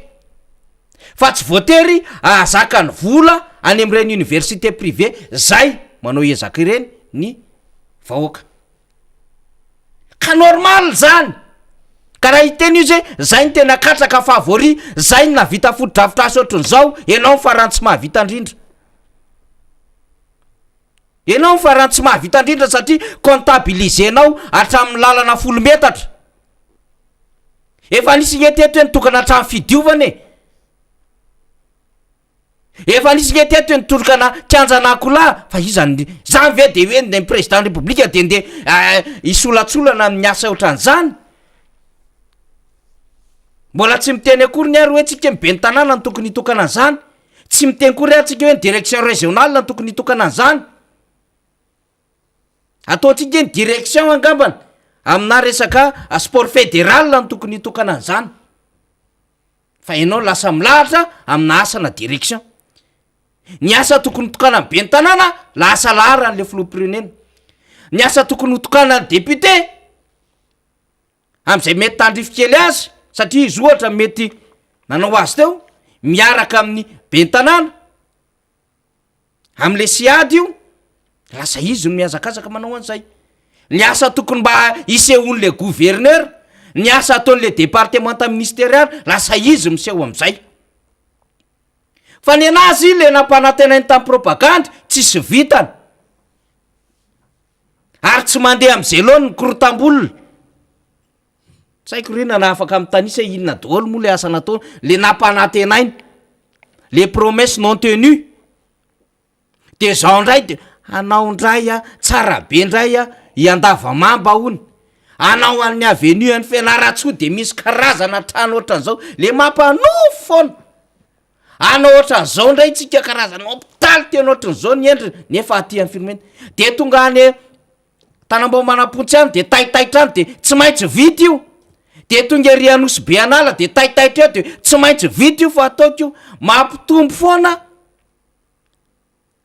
an'lay fampanantenana fa neo ara tsy tanteraka za zao hatram'izao tsy haiko rina mbola miandry tsika hoe rovina ny ambola le coton de Tuileries izy zany nge andrasany rehetra anie zany satria miracle mon ami tsisy mbola nanao an'izany nandritry ny 10 taona namboly coton de Tuileries fa mety hony zany azo ambolena hony zany ny titre vera resahany io tsy hoe titre vera échantillon tany fianaratsoa fotsiny na tananarafaly fotsiny na tetsy atsirabe fa aiza le zavatra rehetrarehetra miankompania le titre vera don am'izany le ho mivavy be ronono mahay mivavaotsika momba ny fifamanora aiza ho aiza momba an'izany potika tanteraka le fifamanora am'izao fotoana zao ary mijaly mitaraina le mpiasa ao le fiara-miasa malagasy norvezianina zany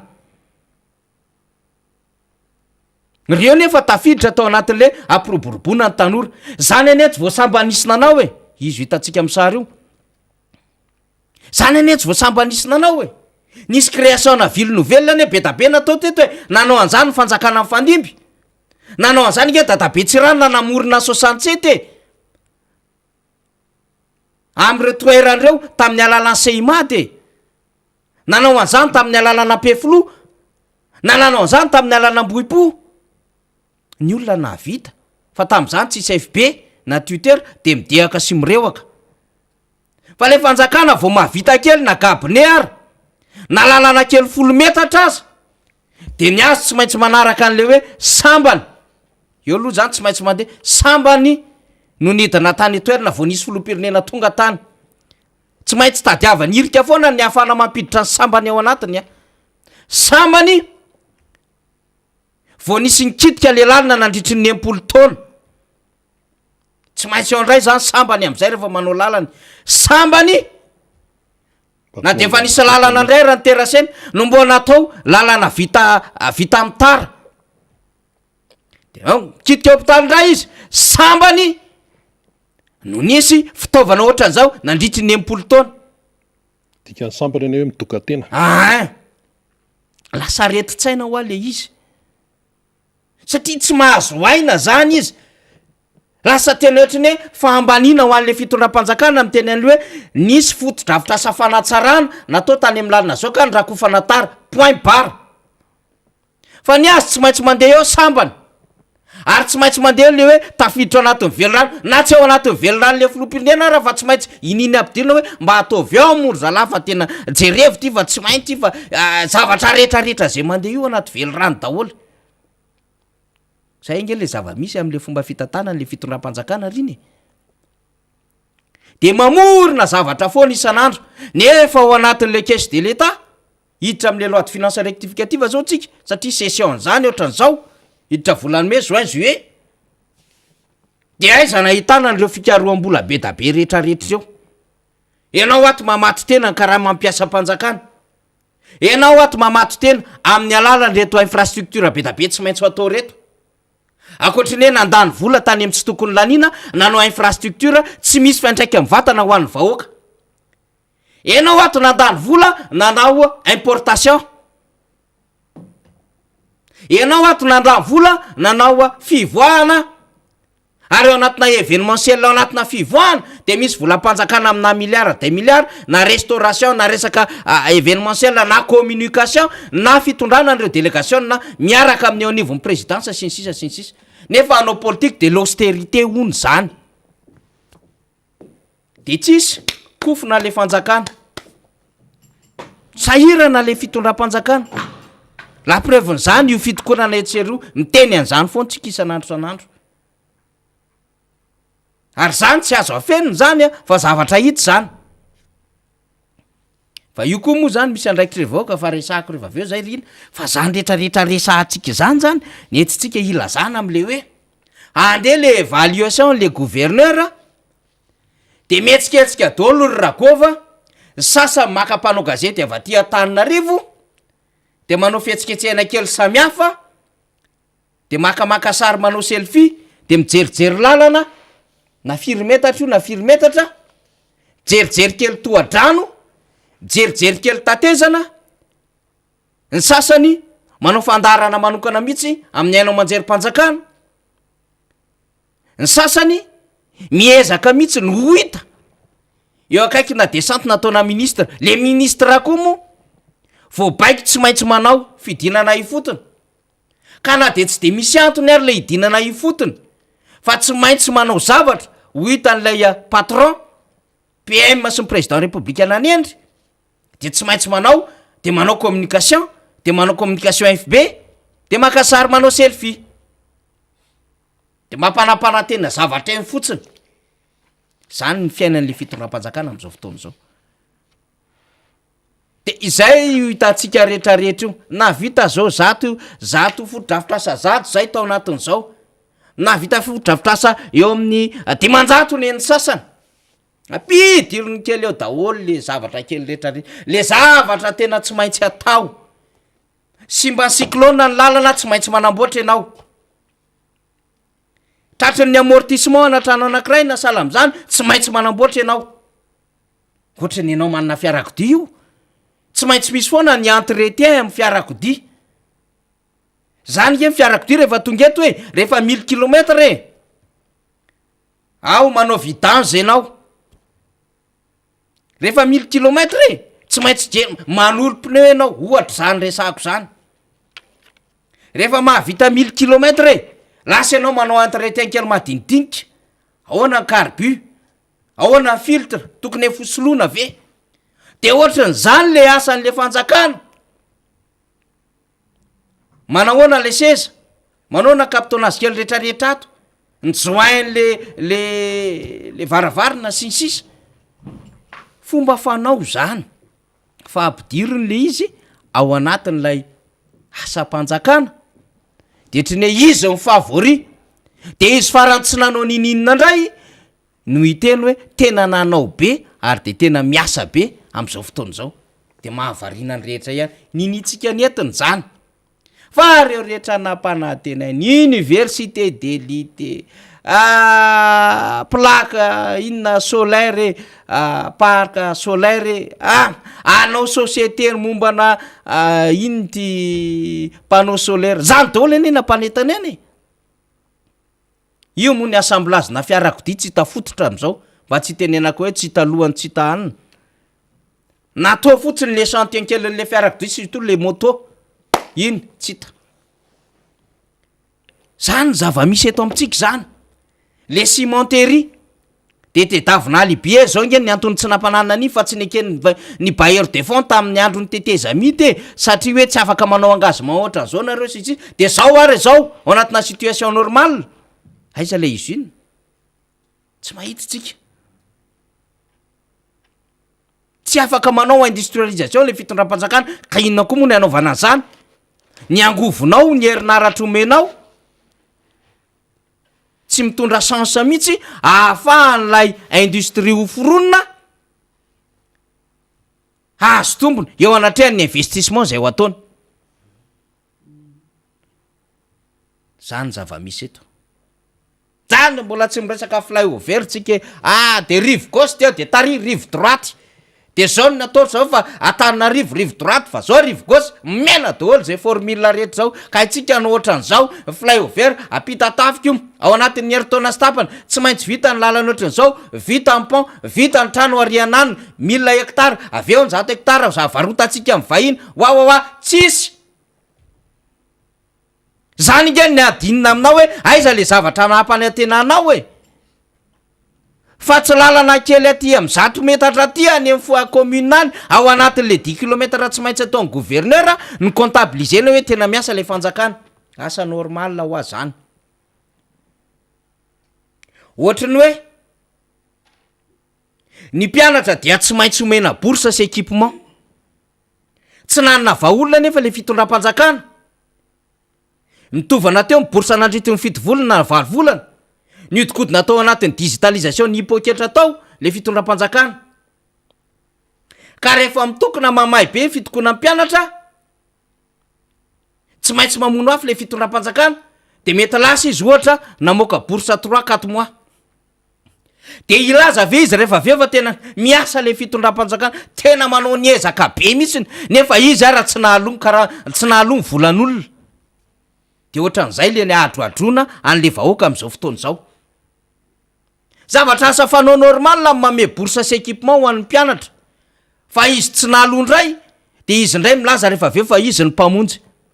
ohatra n'le tety atanjombato lasa mihitsy le tale général itonga lay mpamonjy am'le mégaphone asa normal tompoko ny sauvetage ny secourisme tsy maintsy misy secours atao ao rehefa misy rambe nateraky ny cyclone tsy maintsy manavitra olona ianao ary manana drafitra tokony ametrahana an'izany fitondram-panjakana satria napetraka manokana le bureau national ny gestion na risque catastrophe de rehefa mitondra an'le hoe manao an'le asany satria voatery zay no anakarama azy anakarama ny vahoaka azy de midina eny am'le toerana izy de tena miasa mafy raha nga le filoha tena miasa mafy nefa asa normal la izy ny atao hoe asa mafy tsy reo asa fatao andavanandro zay mampiodina ny tany sy ny fanjakan'ireo fa natao hoe asa mafy tompoko dia ahoana ny fomba ilazana fa ianao de afaka mistabilize tsara ny resaka tontolo arabola amina firenena anankiray zay misy anao ahoana no ilazana fa tsy mandry andro tsy mandry alina ianao ka mahavita taux de croissance à 2 chiffres nandritry ny mandahanao ka raha 5 taona ny mandahanao nahita taux de croissance ianao 12% ohatra zany no tsy mbola nisy teto Madagasikara nandritry ny 90 taona fa vitao raha vitanao ahoana nafahanao mampiréduire an'le taux de pauvreté ka tsy rehefa misy zavatra tao rehefa misy olona manoratra de any amin'ny préambule any hoe paupérisation fampahantrano efa mba tsy zay tsony le izy ahoana ny afahanao manangana orinasa be da be amin'ny fitondram-panjakana amina filany vahoaka ciment silo anangombary ahoana nafahanao mamerina tahaky ny Saint-Par Rousseau Macodis tamin'ny fotoan'androny reny ahoana manao afahanao manao banque de semence etriny natao ny président Marc Ravalomanana be da be le izy ary ahoana nafahanao mamorona barazy farafahakeliny roy isa-taona barazy hydroélectrique fa raha misy zany maivana be ny koa ny jiro ary tsika manana riadrano maro be eto afaka anaovana zany zay ny vitanao vao tena miasa le fitondram-panjakana vao tena hoe tsy mandry andro tsy mandry alina ianao fa aza miresaka zany raha ohatra zavatra kely ohatrohatra n'izao 100 metatra ny resahana na trano kely fidiovana na zany parkinina ary nambaranao amin'ny EPP tsy mahavita an'izany le fanjakana zay ige le zava-misy am'izao hoe de manadroatro fotsiny am'le vahoaka eo le vahoaka koa moa am'izay fotoan'izay a malaina hetsika ary de anaovana am'izay tiana anaovana azy eo de mangina marobe a tamin'ny omaly ohatra tsy latsaky ny 5 ny ona tamiko omaly ary masehatra maro samihafa fa de samy menomenona ka inona ny azo ataoko tsisy azo atao matoa tsy mihetsika zany mbola zaka le izy matoa tsy miteny mbola zaka le izy eny am'sehatra misy anareo fotsiny nge nareo no mitena hoe tena mafy tsy ohatran'izao mihitsy ny fidiram-bola anay taloha tena mafy nanao trano tamin'ny 2018 fa niantona ny tranoko tsy mahavidy materiel atsony ah tena mafy mivarotra tanindrazana zao zay afaka asa mivadiko ny zanako navita fianarana tsy mety mahita asa mametraka demande etsero zany nataon'ny olona miresaka mitena ka raha fantatrareo fa mafy ara lizy e raha hitanareo fa tena potika le fiainana am'izao fotoan'izao naninona ny tsy mijoro fa zay olona mihetsika ny eto amintsika rendray ny tondrona molotra ohatrany tsisy asa ohatrany lany atao animba zavatra mbola kely anaka nde ho any tamora hinana gagazo zupapay fa tsy misy afaka miankoraze mihitsiny am'le fahasahina mijoro ao anatin'izao situation zao fa za miteny amintsika fa raha ohatra ka tsy mitondra teo reto hery de reto fa raha ireo mpanohatra fa efa voatsikorofo-reo mihitsiny hatrany am'izay tsy tokony tsikorofona raha reo mpanohatra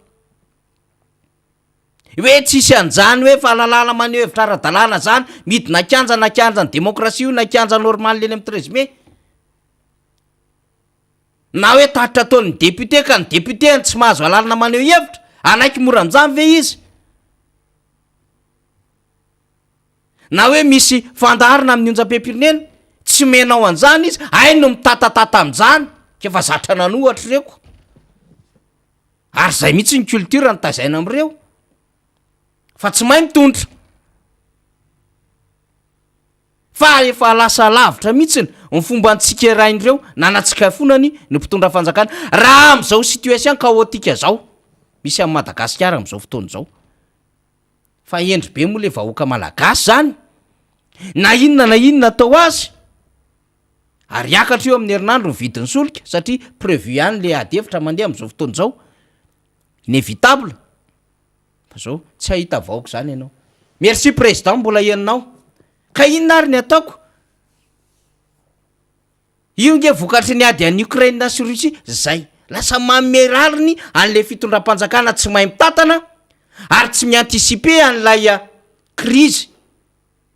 ny akamaroan'ny olona. Raha ohatra ka manao complice silence tsy miteny.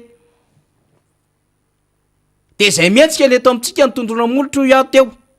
Zay mihetsika ny eto amintsika nylazaina fa tsisy asa kely atao. Fa rehefa aveo de menimenina ndray. Androany zao zay tsy ninakanina tamin'ny maraina fotsiny sotro rano. Mba possible misy ve any aminao na de arivo ariary ary ny 500 amin'io ataoko frais, ny 500 amin'io sotroko kafe sy mofo. Tsy nameko. Na de nanana ary tsy namelo, mialatsiny amin'le namana mety maria izy zao. Kenao menimenina fotsiny ko. Rehefa mba mena solution rehefa mba misy mijoro de mba mijoro manaraka an'le olona. Zay navitana an'zany fa tsisy fotoana an'zany fa si velao am'zao. Eo zaniko de mangina zaniko. Mety era foana ny hafa. Any moa misy groupe mihitsy any ao anaty FB ao. Sendra-pikambanao anatin'le izy ao. Aya de tena teo ary zany. Neny enjana be zao. Rehefa mba misy olona mijoro mba maneho ny heviny sisisa. Zareo ndray manotsana. Fa raha ao anatin'le FB le groupe de discussion de manana teoria tsara mihitsy zao io tokony tsy anona vahoaka tokony tsy lefitra. Izy tsika ndao tsika tena nanao partage be ohatran'izao sy ny sisa fa amin'ny andro fijoroana. Za zao mbola occupé fa nde ho any province fa misy asa tsy maintsy ataoko mainka be. Fa izy hitanao rehefa aveo ary amin'ny bara. Ohatran'izany ny toetra amin'ny malagasy. Manahirana zany Manahirana zany. Ary zay fomba mampanao sy toetra ny malagasy zay mihitsy ny toetsika mba resahana mihitsy. Ampitaina mihitsy any aparatoko ny vahoaka sy ny olom-pirenena mihitsy zany amin'ny hoe esory le fahazaran-dratry miandry ny hafitarika rehefa hitanao fa tsy mety ny zavatra manodidina anao de mba andana mijoro. De raha mba misy mijoro rehefa tsy afaka ianao aza mametsiny ny hafa. Ary rehefa tsy afaka ianao mandefasa solotena. Ny antony mahatonga amin'ny teny an'izany be loatra le fimenomenonana fa le fandraisana andraikitra tsy misy. Hany ka hitsahan'le fanjakana ataony amin'izay tiany anaovana azy. Tratra an'le objectif. Tratra an'le objectif aloha voalohany indrindra satria nahafahan'ny fetateraka ny tontolo ara-toekarena ka ny akamakama mahazo vahana. De miara mameno ny paosy sy miara misôsy le mpitondra fanjakana miaraka amin'le akama. Fa tratra an'le objectif. Fananana vahoaka tsy afa-metsika. Fananana vahoaka tsy afaka miteny. Azo fezina, azo ny entiny amin'izay tiany anaovana azy. Tratra an'le fitondram-panjakana le objectif. Azo ampitahorina amin'ny fomba rehetra tiany ampitahorana azy. Tenao io zany vahoaka malagasy sy olom-pirenena. Zany ny situation misy amin'izao fotoana izao. De menimenina sitsy inona tsy misy tsy iainana sy potika. Isan'andro zany ianao resaka fanolanana tsy fakahitana. Maty ary nalefina nisy nanipy tamin'ny gono ny faty mehivavy tsara tarery. Zaza kely efa taona, zaza kely apetraka amina trano fitaizana misy manolana. Apetraky ny reniny kely fa lasa mandeha miasa kely le reny misy manolana. Reny mpianakaviana makaravo manganetsa misy manolana. Dadabe natao iandry an'le zaza manolana an'le zafikeliny. Dada kely zany hoe le vadiny le ramatondray manolana an'le zanabadiny. Isan'andro. Potika le toe-tsaina. Mariky ny fantrany zany rehetrarehetra zany. Mandeha zao. Everiny sasany hoe mandeha joli, mandeha normal zany. Tsy ny karana zao fanao kidnapping fa ny malagasy samy malagasy ndray fanao kidnapping. Amin'olona vola 3 alina. Ary varotany ray mpianakaviana ny zanany omby ray sy vola 3 alina. Zazavavy 12 taona, ray mpianakaviana 7 taona. De normal ve zany? De misy fanjakana ve eto amin'izany? Fa ianao aza miteny andro malagasy. maneke foana zay ataon'ny mpitondranao anatina fampijaliana tiako tenenina am'zany fa tsy hoe manao désobéissance akory tsy ohatr'zay ny tiako tenenina anatin'zany fa misy fotoana ao a zay le ambara ny constitution zay le droit sy liberté ampiasana ny fomba ampiasana azy de io resantsika io manana an'le premier mai zao mipiasa de mba mampiasa izy zoany ioko piasa izyko ka raha mahatsiary tena piasa ianao de manomana an'izay mamoaka ny zoanao ianao zava-dehibe ne zany eny ary misy commentaire tsika de vakitsika le commentaire de andray any député Mamirabe indrintsika ndao ary Perla Rabe Berso miaraba sy mirariso indray ho an'ny mpanolotra sy mpanaraka any amay maretra samy ho tahiny tompo daholo de misaotra indrindra raha matoby be Perla Rabe Berso divinina rahabarelo ato a de itendray filoam-pirenena hoe atao rano manara-penitra sy ara-pahasalamana fa tsy mendrika ny voaka malagasy zao ireo zavatra diso am'izao fitondrana zao de tim RMDM Covid cyclone Ukraine mazava be zay fomba fijeritzay gasy tsara raha maheno hoe miakatra ny karama de fala fa raha dinihina kely hoe ampiakarina amin'inona ny ariary mitotongana ny orinasa iasana na niena ny production akamarony ny viditsoloka miakatra tsara lay fampiakarina faoka mba hijery lavitra sao miaraka sahirana eto isika iora zafinjatovo mpitondra matika amby fotsiny fa tsy azo fa tsy anao zavatra akory rehefa sy tavavoaka de atsoa ery rajonary mampianina am resaka fitantanam-bola rehefa sy tavavoaka ny fampikarina sy fiompiana de atsoa marika ravalomanina fa ho atsoinay anareo rehetra hanao makety soeraoera zay ny miora zay ny sitraka indray de hoe fetinel aide al filtre andro tsy fiasana taombaovao malagasy andro fiasana ny tompony tsy ti azy ka inona no azo antenainy eto manana asa ny tandrazana izay naalatsahany tavony tsy voatery hoe mpanao mpilalao ody raha manao taombavao malagasy fomba fijeriny sitrakelika zay ianitra ranayviso aza menitra fa izahay eto ihany kely sisa lazonady endurance zany hoavy ny vola be sy sisa ampanginana anareo sy ny raha matahora fa avy zamenitra fa efa misy vokany io sy memotra ka fa raha sora barilala miresaka am'izay fotodrafitrasy zay nareo de tsaropoko tampoka ilay andrindrina rajoela nitokana io izy io fa raha sora barilala nanao azy mamijoranjarivo milaza indray ry sambany anaran'olona any aminay malaza ve ny tinyteneniny indray ry sambany anaran'olona any aminay any mahabako manakary zany mety malaza ngamba ny tinytenenina amin'ny eny ary efa etako akitsiketo ny député Mamy Rabenrina voafidy de tsy amidesika nambotratrimo iaraketonay tsika député mandritry ny oraray eo mahery kely de arabainy ianao tafaraketo isika tamin'ny herinandro moa ianao efa nentina teto fialatsiny député Mamy Rabenrina satria niatrika adidy fiofanana fa niatrika ihany ko ianao ny fameloma masina tokotiky Madagasikara sy ny hetsika lehibe ny ataon'ny RMDM tany amin'ny faritany Fianaratsoa iny dia nahita ny zava-misy niainana ny zavatra niainany vahoaka any amin'ny 500 kilometatra miala ny renivohitra Madagasikara miarabanao député miaraba faniry miaraba ny rina ihany koa de miaraba ny ao ambadika amin'ny lafiny teknika ao amin'ny radio MBS ny radio Mata miaraba antsika rehetra mpanaraka ny fandaharana miara-manonja amin'ity androany ity miaraba ny vahoaka malagasy rehetra miaraba ny ao amin'ny distrika n'Ambohidratrimo indrindra miaraba ihany koa sy manao kompatanana manokana ho an'ireo tafahoana rehetra tany amin'ny renivohitry ny faritany Fianaratsoa andro vitsivitsy lasy zay araka ny lazain'ny faniry teo député aleo aloha anaovana jeritodika kely efa nresaka zay teto de nandefa ny horonatsary ny zava-misy tany Fianaratsoa ary niezaka ny nandefa ara-potoana ihany fa ianao tany etoerana zany zao tena lina mihitsy ny vahoaka ny amin'ny hoe inona ny zava-misy hitany député Mamy Rabenrina tany teo amin'ny RMDM teo amin'ny team fa ny vahoaka satria nandeha teny amin'ny lalina rehetrarehetra teny ianao fantatra ihany koa fa nijanona tamina distrika anankiray ray andro sa roa andro alohan'ny ampitana tany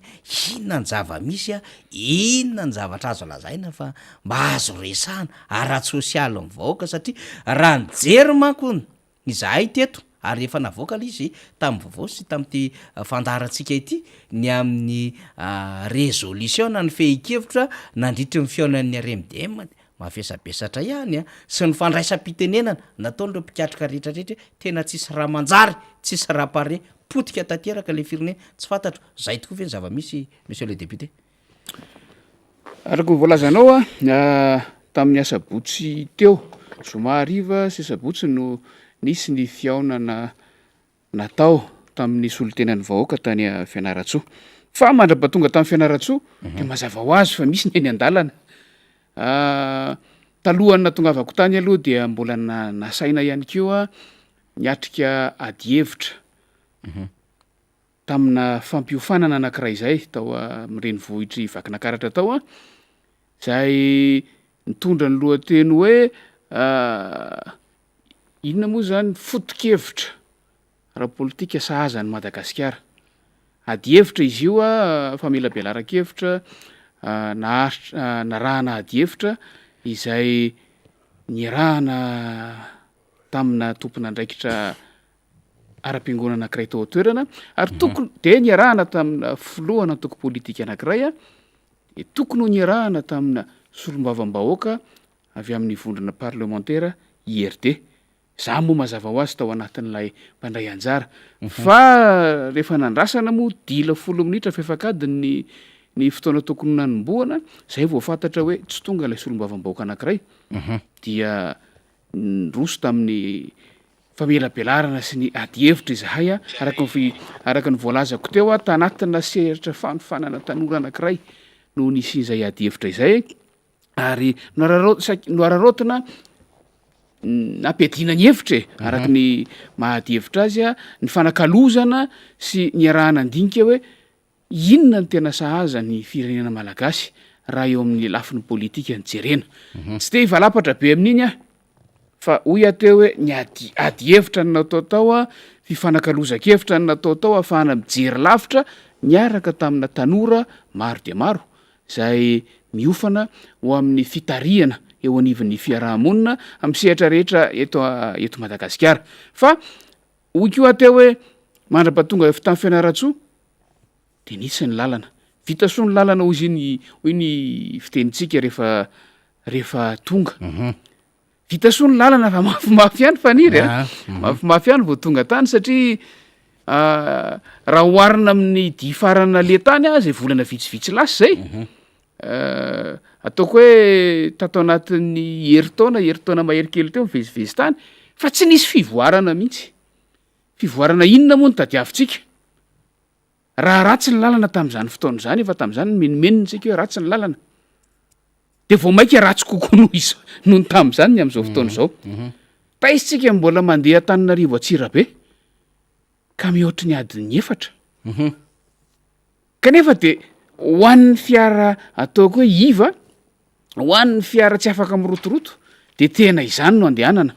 avy eto Antananarivo makany Atsirabe makany Fianaratsoa efa ho adiny 9 raha ohatra ka fiara tsotra ny fiara tsy mahataho-dalana izay mahavita adiny 3 sasany taloha ny fiara matanjaka tsy mahavita latsaky ny adiny 5 Fianaratsoa Atsirabe de ilay Antananarivo Atsirabe zany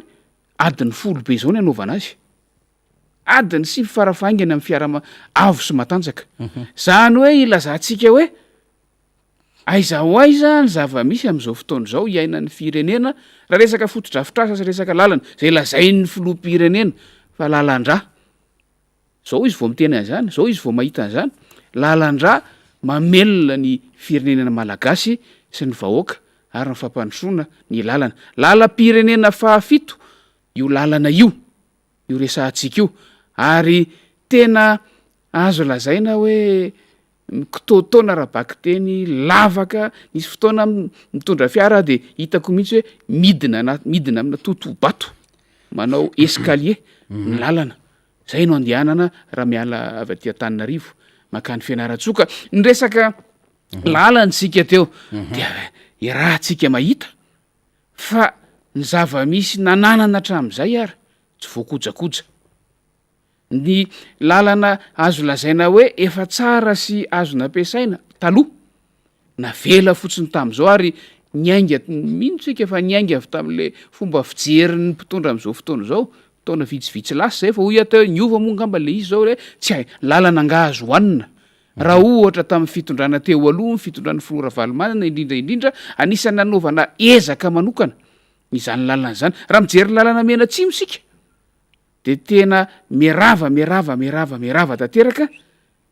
fa ilay lalana voavy natao tamin'ny andron'ny Flora Valomanana ireny sisa. Ohatra hoe mandray kely ny sapanana mamonjy ny faritra atsimo atsinanana sy ny sisa reny sisa mba azo lazaina hoe mbola mitana. Fa ilay lalana mila fikojakojana de tena avelan'le fitondram-panjakana ho potika tanteraka eo. Ny tena mampiome am'le izy faniry. Misy chantier maromaro eny an-dalana eny, fanamboaran-dalana zany. Mazava ho azy fa ilainy zany satria fatatsika fa anisan'ny voakasiky ny fandalovan'ny rivo-doza iny lalam-pirenena fahafito iny amin'ny ampahany. De misy fanamboaran-dalana mandeha eny. Fa tena mandeha am'za tsy takatra ny saina hoe ahoana mahita soratra ianao milaza hoe miasa ho anao ny ministeran'ny asa vaventy. Miditra tetezana anankiray ianao na ampahan-dalana anankiray de misy plaky, misy panao milaza hoe ministeran'ny asa vaventy miasa ho anao. Afaka 100 metatra ianao na latsaka kely de mahita valiny ny panao iny vakina avy any amin'ny avy any ambadika zany ministeran'ny asa vaventy miasa ho anao fa ao anelanelan'izay tsy misy ninina na tamingan'olona ray aza. Zany hoe manontany tena anao ary mimerery mihitsy eny an-dalana hoe inona ary ty resaky ty. Fa tsy ray na roa zay zavatra zay fa de tena gaga hoe zao ve ny fomba fiasa rehefa mipetraka fotsiny ve zay soratra zay de ny dikan'izay zay miasa lay departemanta tokony hanao an'le izy fa zava-misy de tena sahirana ny mpampiasa ny lalana mandra-pahatonga ny am'izay ale. Ny resaka Tananarivo Fianaratsoa moa no resahantsika aloha zao de zay ny zavatra misy azo tantaraina any. Fa na izany aza hoy ateo hoe vita soa ny lalana tafahoana somatsara tamin'ireo solotenan'ny faritra rehetra mandrafitra ny faritany Fianaratsoa izay tao amin'ireny vohitry Fianaratsoa, tao amin'ny fokontany Bateravola tao no ambo-pionana tamin'ny asabotsy lasa teo. Ambo-pionan'iza moa araka ny fanomanana avy any amin'ny ireo tompona andraikitry ny RMDM na ny rodobe ho amin'ny demokrasia eto Madagasikara dia ny solotenan'ireo RMDM avy amin'ny faritra rehetra mandrafitra ny faritany Fianaratsoa no niaona tao amin'ny toerana tao Bateravola ao amin'ireny vohitry Fianaratsoa io. Zara roa ihany ny fivoriana satria ny tapany maraina de fiaonan'ireo solotenan'ny RMDM avy amin'ny faritra rehetra ireo ary ny tapany tamin'ny tolakandro dia tafiditra tao anatin'ilay fameloma maso ny antoko tiako Madagasikara. Ny azo amehezana azy de tsotra fotsiny. Tena maika ny olona miandrandra fandrosoana. Maika ny olona miandrandra fiovana. Tsy miteny hoe miandrandra fanovana fa miandrandra fandrosoana sy fiovana eo amin'ny fiainana. Fiovana makamy tsara kokoa. Satria ny fanovanana mpanantenaina hoy ny olona tany de fanovana makany amin'ny ratsy, makany amin'ny tsy mety. Ary zavatra hita maso ampahan'ilay lazaiko teo teny an-dalana de tena mikorosofahana tanteraka ny fiainana sy ny sosialy eo amin'ny sy ny fotodrafitrasa eo amin'ny fiainan'ny vahoaka amin'ny ankapobeny. Nasika ny olona ny resaka. Tena nasika ny olona misolo tena amin'ny faritra isan-karazany. Betsaka ny olona satria ilay efitrano lehibe anankiray no eritreretina mahazaka olona eo amin'ny eninjato ao de tena hipoka tanteraka. Hipoka tanteraka mihitsy. Ary nomena fitenenana atao hoe nasainana anara-po nandray anjara fitenenana isa-paritra tsy hoe olona ray isa-paritra fa raha misy tehiteny avy amin'ny isa-paritra nisy moa zany ny eo amin'ny fitantanana ny rafitra RMDM ao anivon'ny faritany sy eo anivon'ny faritra fa misy tena le solo tena mbahoaka tonga maraina teo amin'ilay toerana nanaovana ny fivoriana dia ny tena nanaitra voalohany efa maro ny olona tonga teo ataoko hoe tany amin'ny adiny ray ny elohan'ny fotoana ny fanomezana efa tena maro ny olona tonga teo de rehefa nanontany aho hoe tsy efa hanompoka ve tsika de hoe oka aloha fa somary mbola ny olona eto an-tanàna mbola tsy tonga ny eo fianaratsoa zany izany hoe ilay olona avilavitra avy any atsimo atsinanana avy any afitovinany avy any fitovinany avy any avatovavy avy any orombe avy any amoromany reny le tonga maraina ary betsaka teo ny akamaroany reny nanao lavalina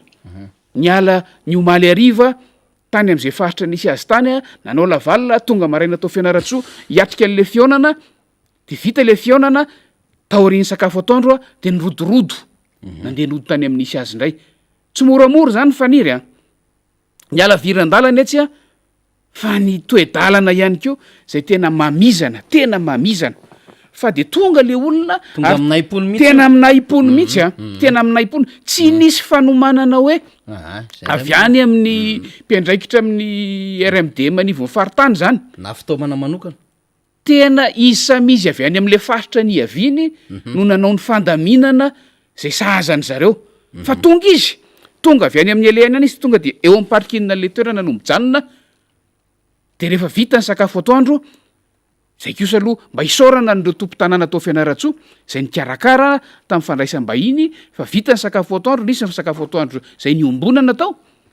nofokena amin'ny tampihavanana ho isika arabaky teny dia lasa ny verina nody tany amin'ny faritra isan-karazany nisy azy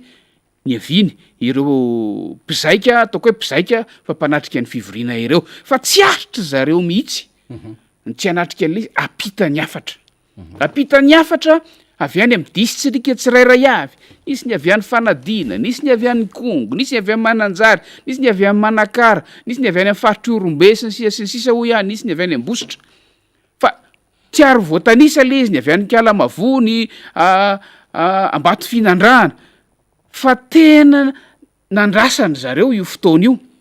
ilazany zareo izarany zareo ny zava-misy any am'ireny faritra sy distrika misy azy reny a ny zava-misy iainany any a sy anamarinana izy ireo ny zavatra efa voalaza fa indrindra ny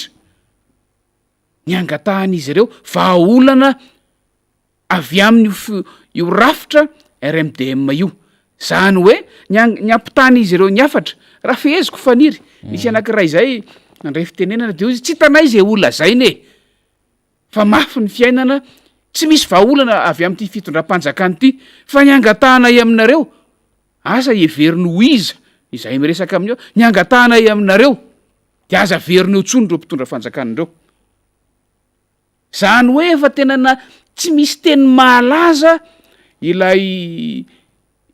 avy any am-poniny vahoaka iainany an'le zava-misy any tsony fa azo lazaina hoe fa tena maty ho azy ny vahoaka any amin'ny toerana misy azy any a indrindra moa iny faritra iny a ifaritra zay tena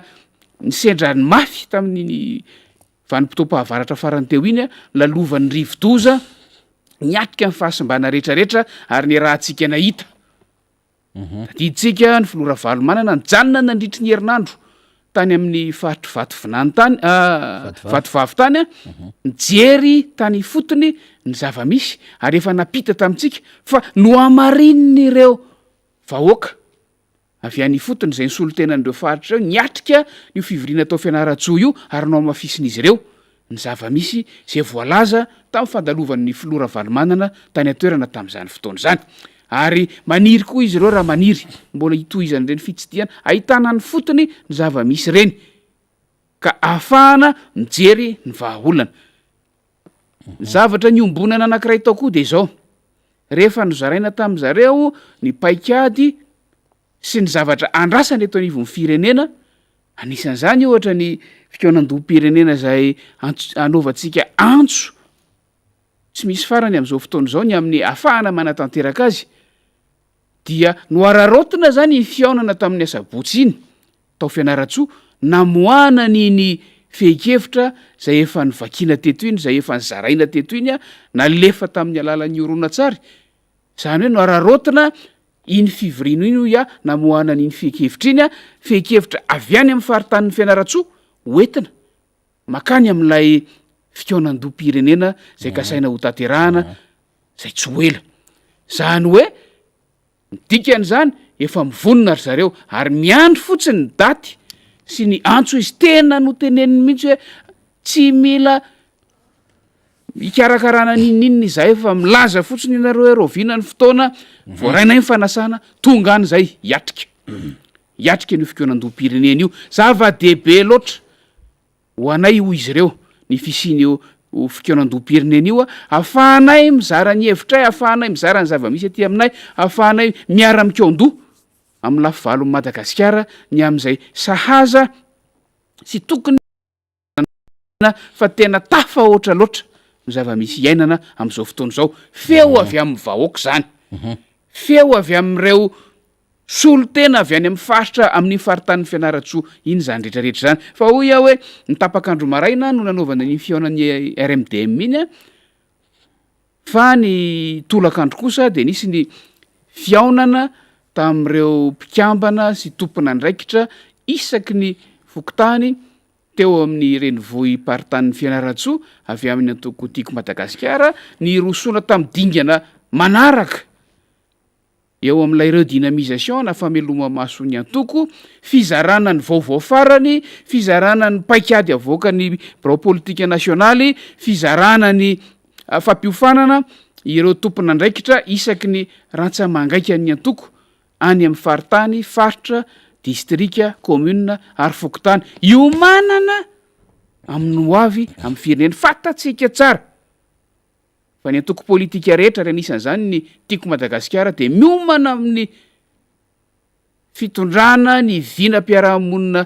eo am-pelantanany zay maharesy lahatra azy amin'ny alalan'ny fakana fahefana amin'ny fomba ara-dalàna sy demokratika efa tsy ohatry ny sasany hoentina mampandroso ny firenena ireny no ny fampizarana sy ny fampiresahana tamin'ireo mpikatroka amin'ny antoko tiako Madagasikara eo amin'ny renivohitry faritany Fianaratsoa zay anaterana fisaorana be dehibe na ny RMDM na ny antoko tiako Madagasikara tamin'ny fikarakarana niny fiaonam-be iny fa de na de nisy aza ny ataoko hoe fanelingelenana zay nitranga tety sy teroa natao ny vavahady toy ny mahazatra vavahady nisy ny toerana natany amin'ny toeran-kafa teo amin'ny renivohitry ny faritany Fianaratsoa zay hitantsika tamin'ny anao manjery rehetrarehetra sy ny tabajotra tany ny zava-nisy somary nampiome ihany fa dia vita somatsara ny fivoriana ary tena azo lazaina fa sahaza sy tomomba anaraka ny tokony ho izy ny fandaminana ka anateranay ny fankasitrahana sy ny fisaorana feno ho an'ny tompona ndraikitry ny RMDM sy ny tiako Madagasikara any amin'ny faritany Fianaratsoa manontolo mitohy ny asan'ny antoko mitohy ny tolona ho amin'ny fampandrosoana Madagasikara ary mitohy ny fitadiavana zay mahasoa ny malagasy fa ampy zay ny lavaka mba tsy ho hitatra intsony ho an'ny makany amin'ny fahantrana mazava tsara mihitsy zay ary manao fananina mihitsy sika depute Mamirabenrina mamerina amin'ny resaka ohatran'izay satria afa kokoa le ianao avy any antoerana zany nanatry maso sy ny aina ny zava-misy no mitondra n'izay tatitra izay zany de kasitrahana izay iverina fa zay famakian'ny vahoaka izay sy ny olo-pirenena izay dia misy vokatsoa zany atoato amin'ny alalan'ireo fihaonam-be sy ireo hetsika samihafa zay mitaky ny vanim-potoana ny ahafahana mijoro ho am'izao zava-doza iaina amin'ny firenena izao anomboka ny adevitra tsika misy adevitra nomany ty depute Mamirabenrina satria ny filoham-pirenena moa zany nisy fotoana sy teto fa nandeha tamin'ny fivoriana fanao isan-taona efa nitondrantsika fanazavana io to tamin'ny tapabolana lasa ny hoe réunion de printemps sy le assemblée annuelle zany eo anevony banque mondiale sy ny FMI matetika moa zany de hoe misy ny parlementaire ary ianao de matetika manatrika n'ireny fivoriana reny efa nentina teto zany amin'ny maha hoe parlementaire anao ary anisany mpikambana ao anatin'izay rafitra lehibe zay miaraka amin'izany fivoriana zay tanterahan'ny banque mondiale sy ny FMI zay fa ny amin'iny de hoe rehefa tonga filoham-pirenena ka nanao conférence de presse resaka lafin-javatra maro depute Mamirabenrina de eo aloha zany ny resahan'ny filoham-pirenena tena naombo ny dia ary eo koa ny resahan'ny filoham-pirenena hoe tena miaiky ny leadership zay ananany zany filoham-pirenena zany ny mpamatsy vola iraisam-pirenena de ny fomba fandikan'ny filoham-pirenena n'le leadership rehefa miresaka koa ny filoham-pirenena de mitehaka de mitsangana mihitsy ny tale général ny FMI de leadership no andraisan'ny filoham-pirenena am'izay zany ao anatin'ny adevitra maro samihafa fa somboka bary kely isika député membre be indrina de ho avy amina adevitra rehefa aveo zay nomany namana technicien ahafahantsika miditra ao anatin'le fanadidina hoe ohatrohatran'izao ny nitondran'le fitondram-panjakana an'ilay dita ny ivelantany fa hoetitsika amin'ny fomba ny ainana sy ny zava-misy sy arakaraka ny fomba fanao an'le fitondram-panjakana zany le zava-misy de ndao ara namana technicien.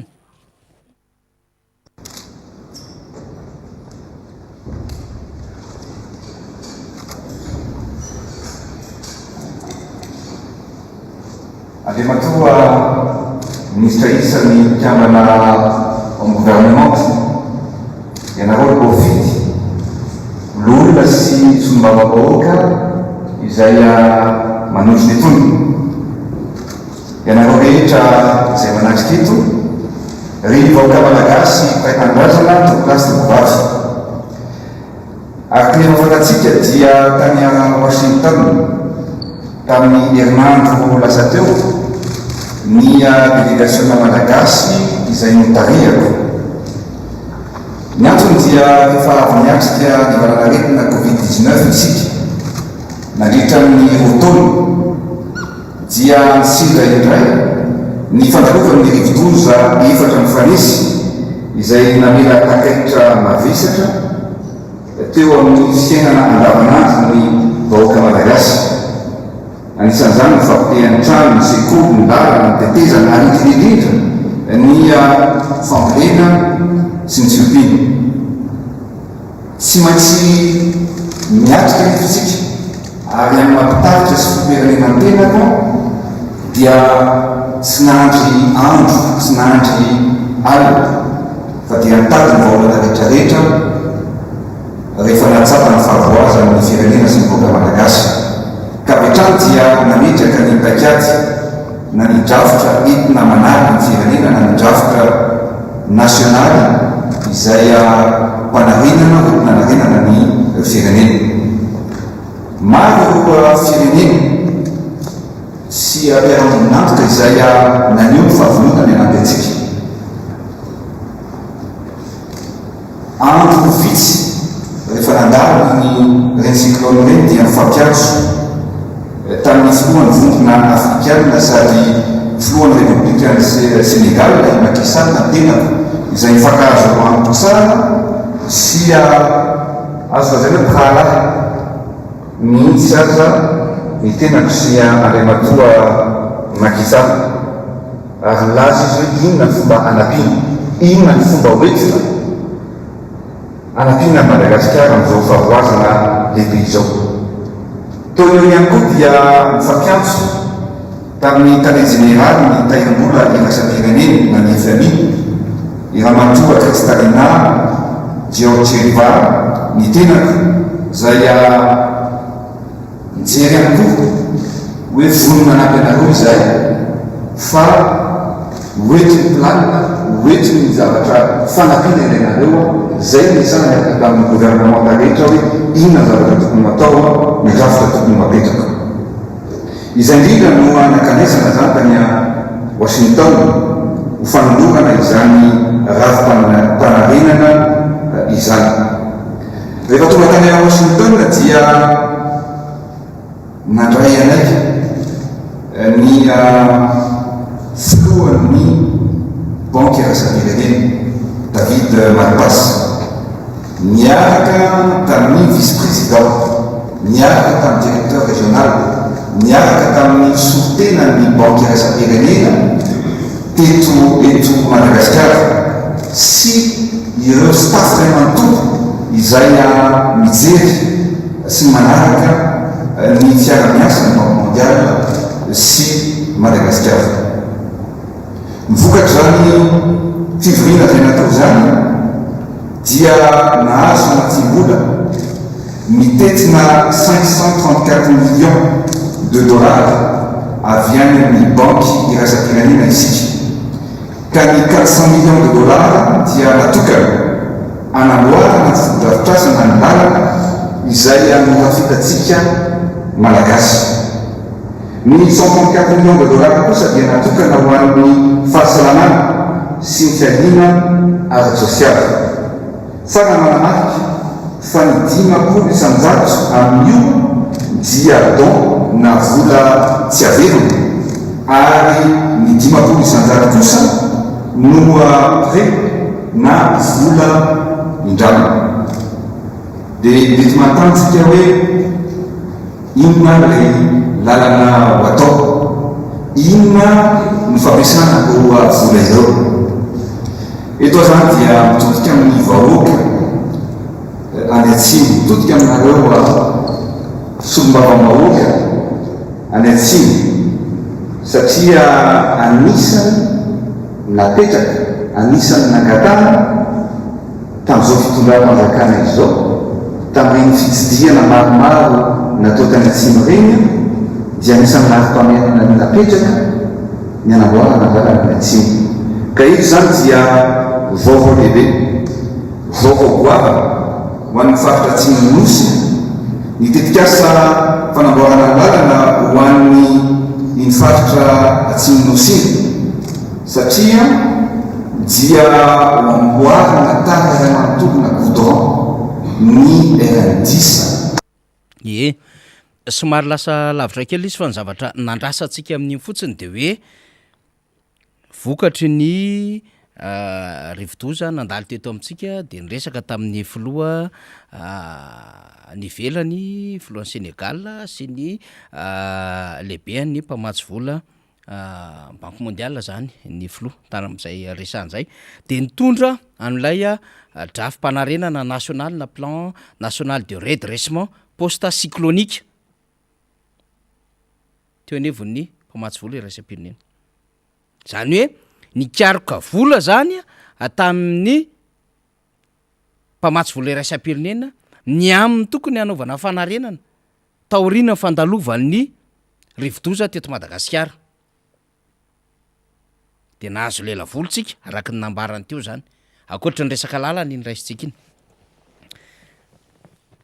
Mbola tsy nerina ny herinandro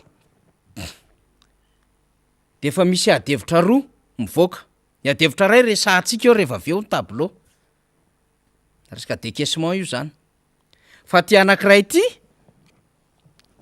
dia ny filakevitry minisitra Omaly no niraisitsika député Mambrabendrina. Ito izy ito.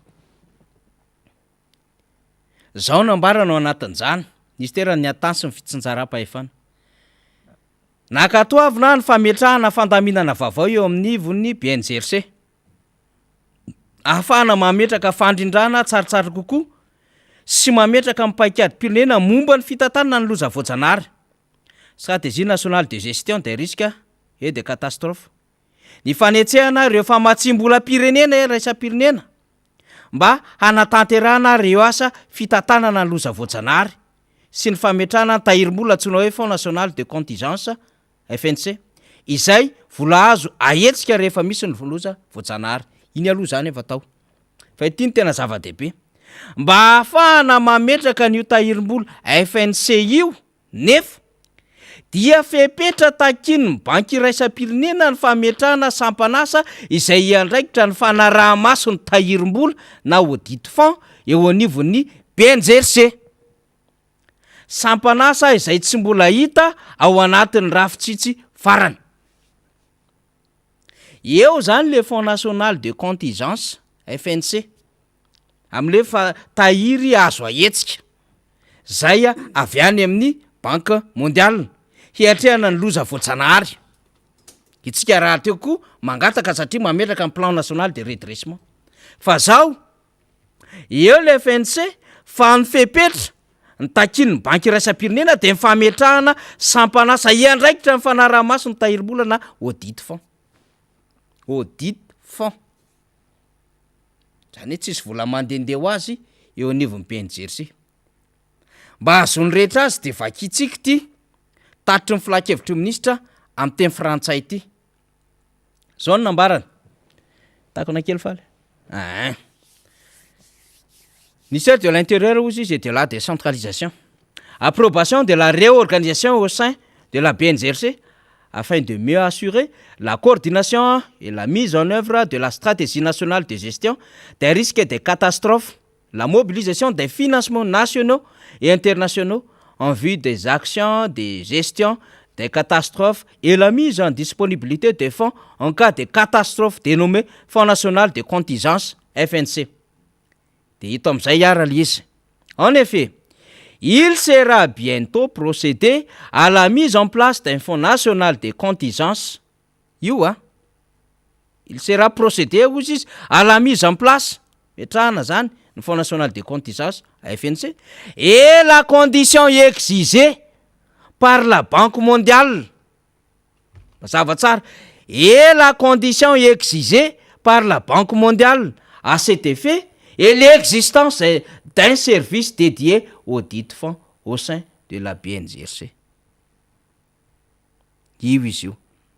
Mazava tsara mihitsy zay, tsy mampanino sora am'zay fa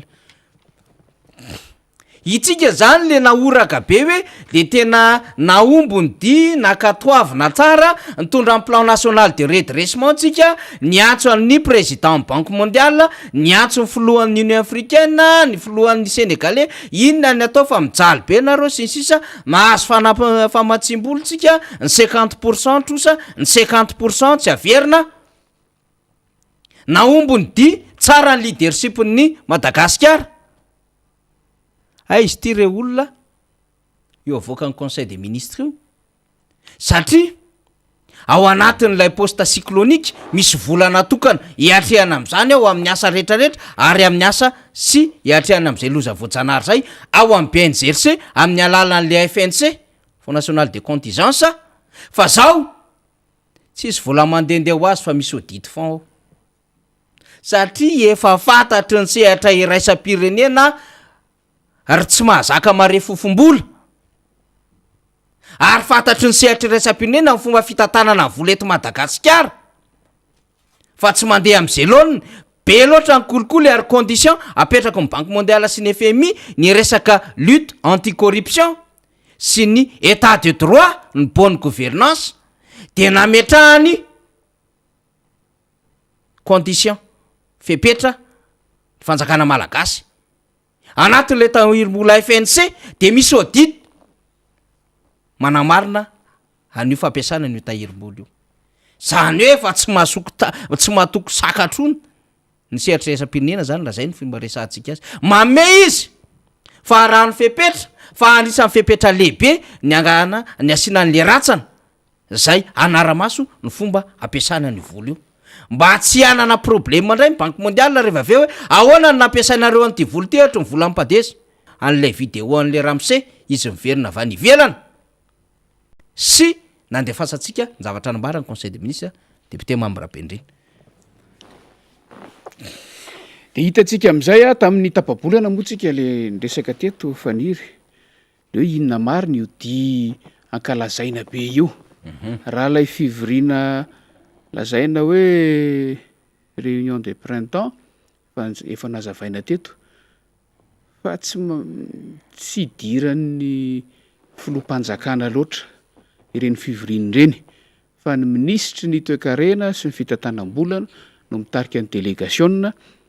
akoatra ny gouverneur ny banque centrale de mazava izy zany zao tsika moa tamin'ireny ny teny hoe ndao andrasantsika hoe inona no hitranga mazava izy zao fa tena di hafa mihitsy no nalehan'ilay délégation zay notarihan'ny filoham-pirenena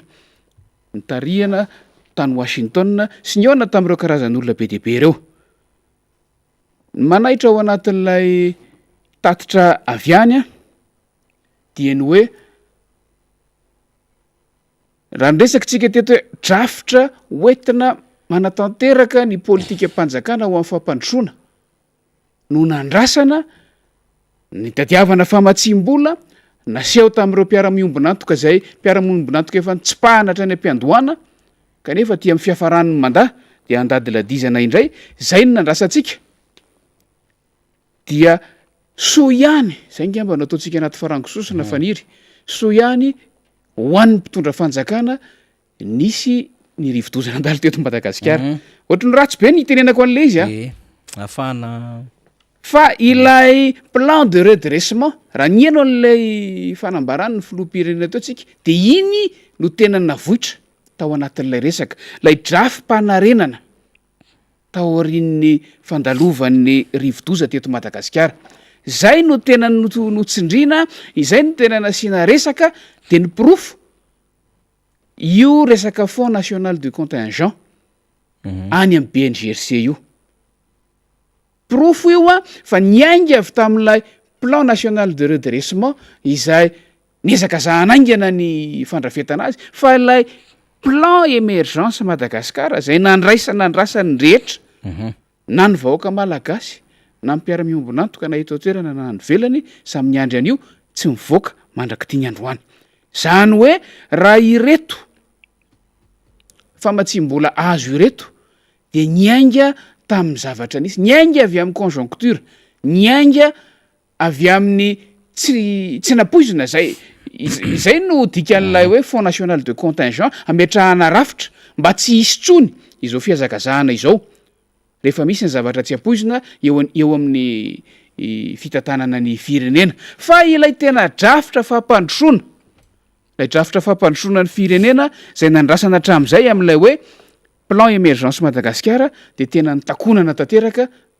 tao anatin'ilay resaka sy tao anatin'ilay atao hoe ezaka raha atao zay no ilazana azy nataon'ny gouvernemanta, nataon'ny fitondram-panjakana ny fampiresaka tamin'ireo mpamatsy vola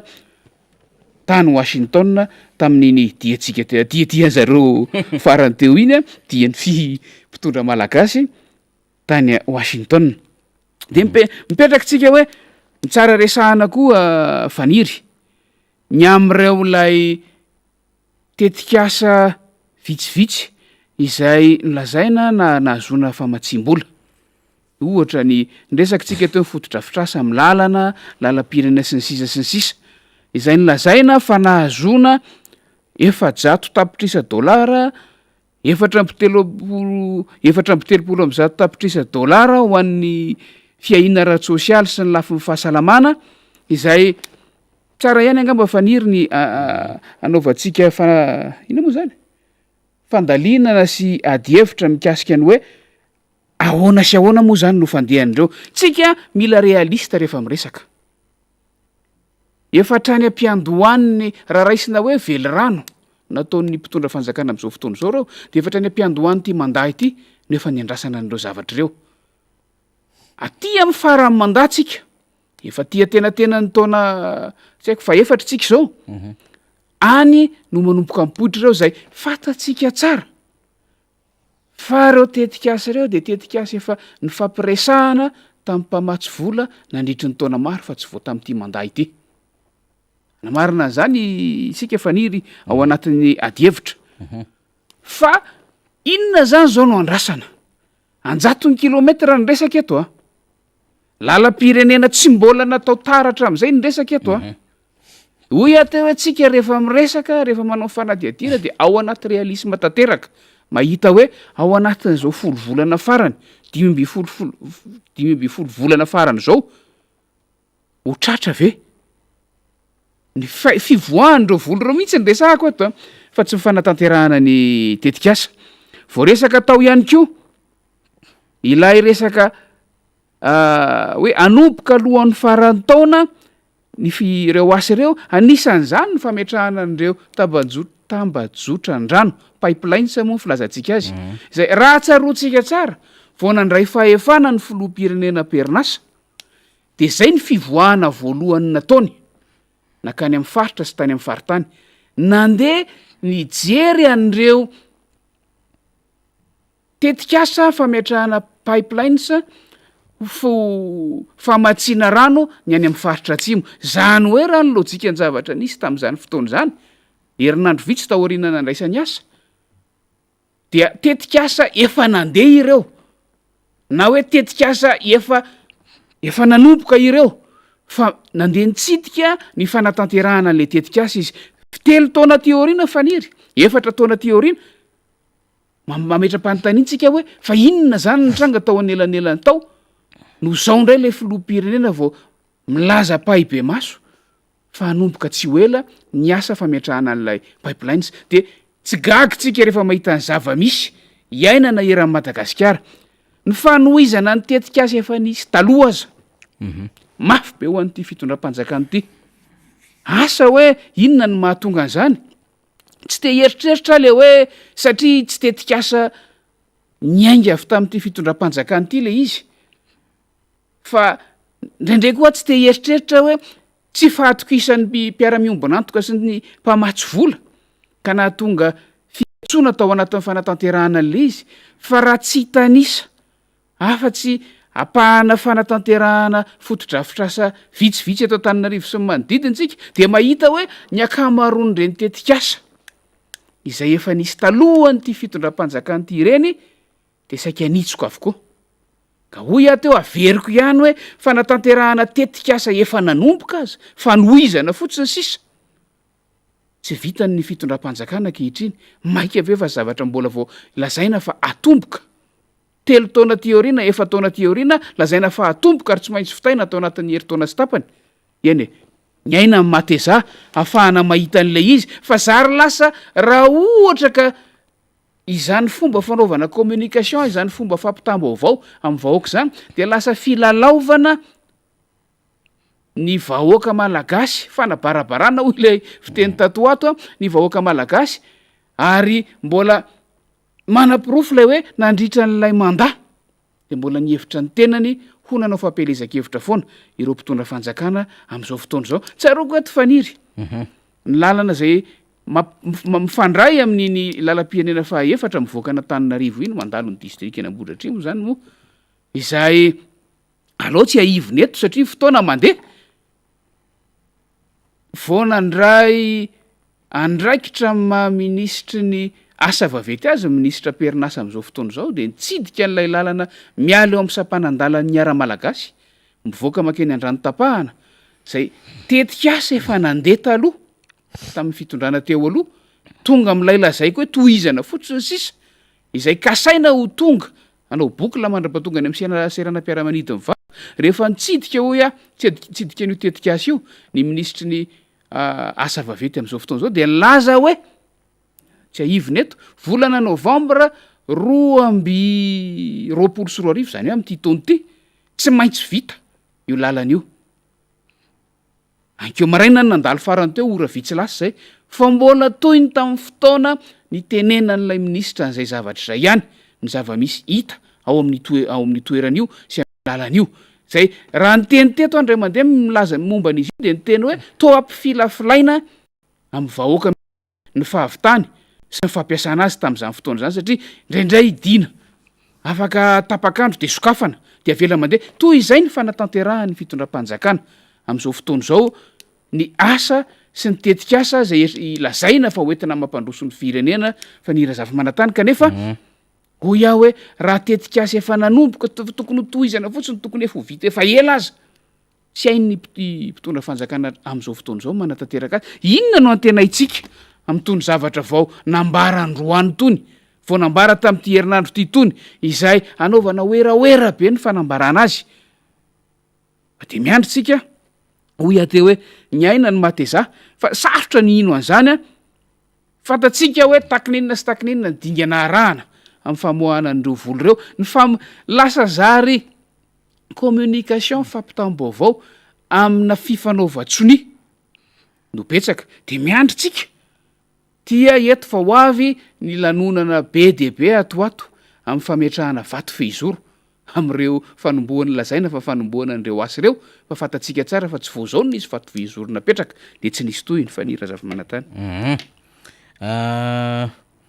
toizantsika ihany le izy namana teknisiana satria misy sombona adevitra tiatsika ho alaina koa anatin'izay adevitra zay de lefatsika kely le izy eo namana teknisiana de tapahantsika ihany rehefa aveo fa misy zavatra tiatsika enona zany de lasa ndraytsika mbola manoh ian'le adevitra ary dahoary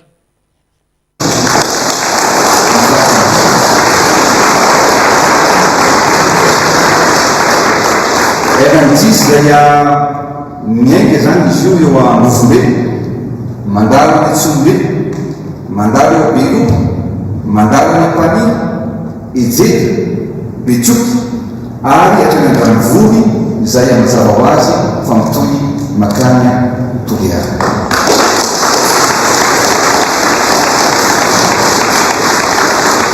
Fa namanamarika fa io lalana RNDC dia lalatany ato amin'izay nazontsika fahaleovatena. Noho izany dia hiaraka anovaka tantara isika ary hiaraka ametraka tantara isika. Zay no antony manokana natatsokana aloha solombavam-bahoaka rano indrindra ianaloha solombavam-bahoaka rehetra avy any atsimo satria tantara no amarintsika so apetratsika eto amin'ny firenena. Fa ho manaraka zany rehefa mahazo famatsiam-bolo ohatry zao tsika dia manontany. Matetika rehefa misy ny famatsiam-bolo sy miavina androany fa afaka telo taona, efataona, dimy taona voa ataonana. Amin'ity lalitokaky dia niady sika satria mila miasa aingana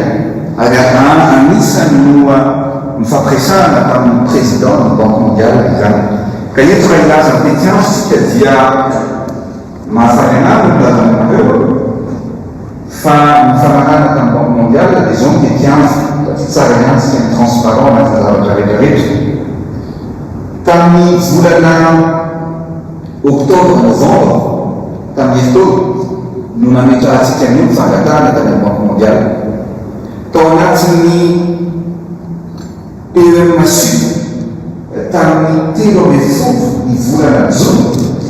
nefa nametrahantsika fanampy andorosy mataotsy RNDC. Fonona tao anatsika fa tsy maintsy ataotsika io ary tsy maintsy ahitana famatsiam-bolo. Ary tamin'ny taona lasa toy ihany zany dia nivalidena banque mondiale izany famatsiam-bolo zany. Fa faharoa zavatra tsara dia vonahazo ny validation dia miasa ministre ny travaux publics efa nanosady ny appel d'offre izay anaovana any étude rehetra. Efa manomboka ny étude zao ary vita afaka efa volana vita ny étude dia lancena ny appel d'offre fehana alohan'ny farantaona dia anomboka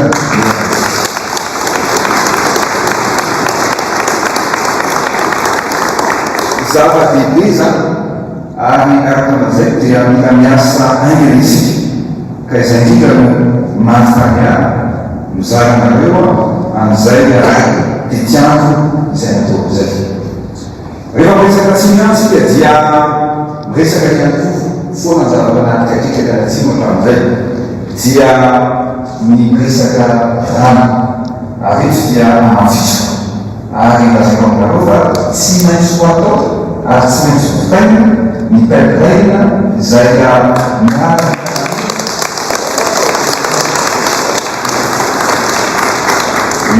ramena mandalo arapiso andranobory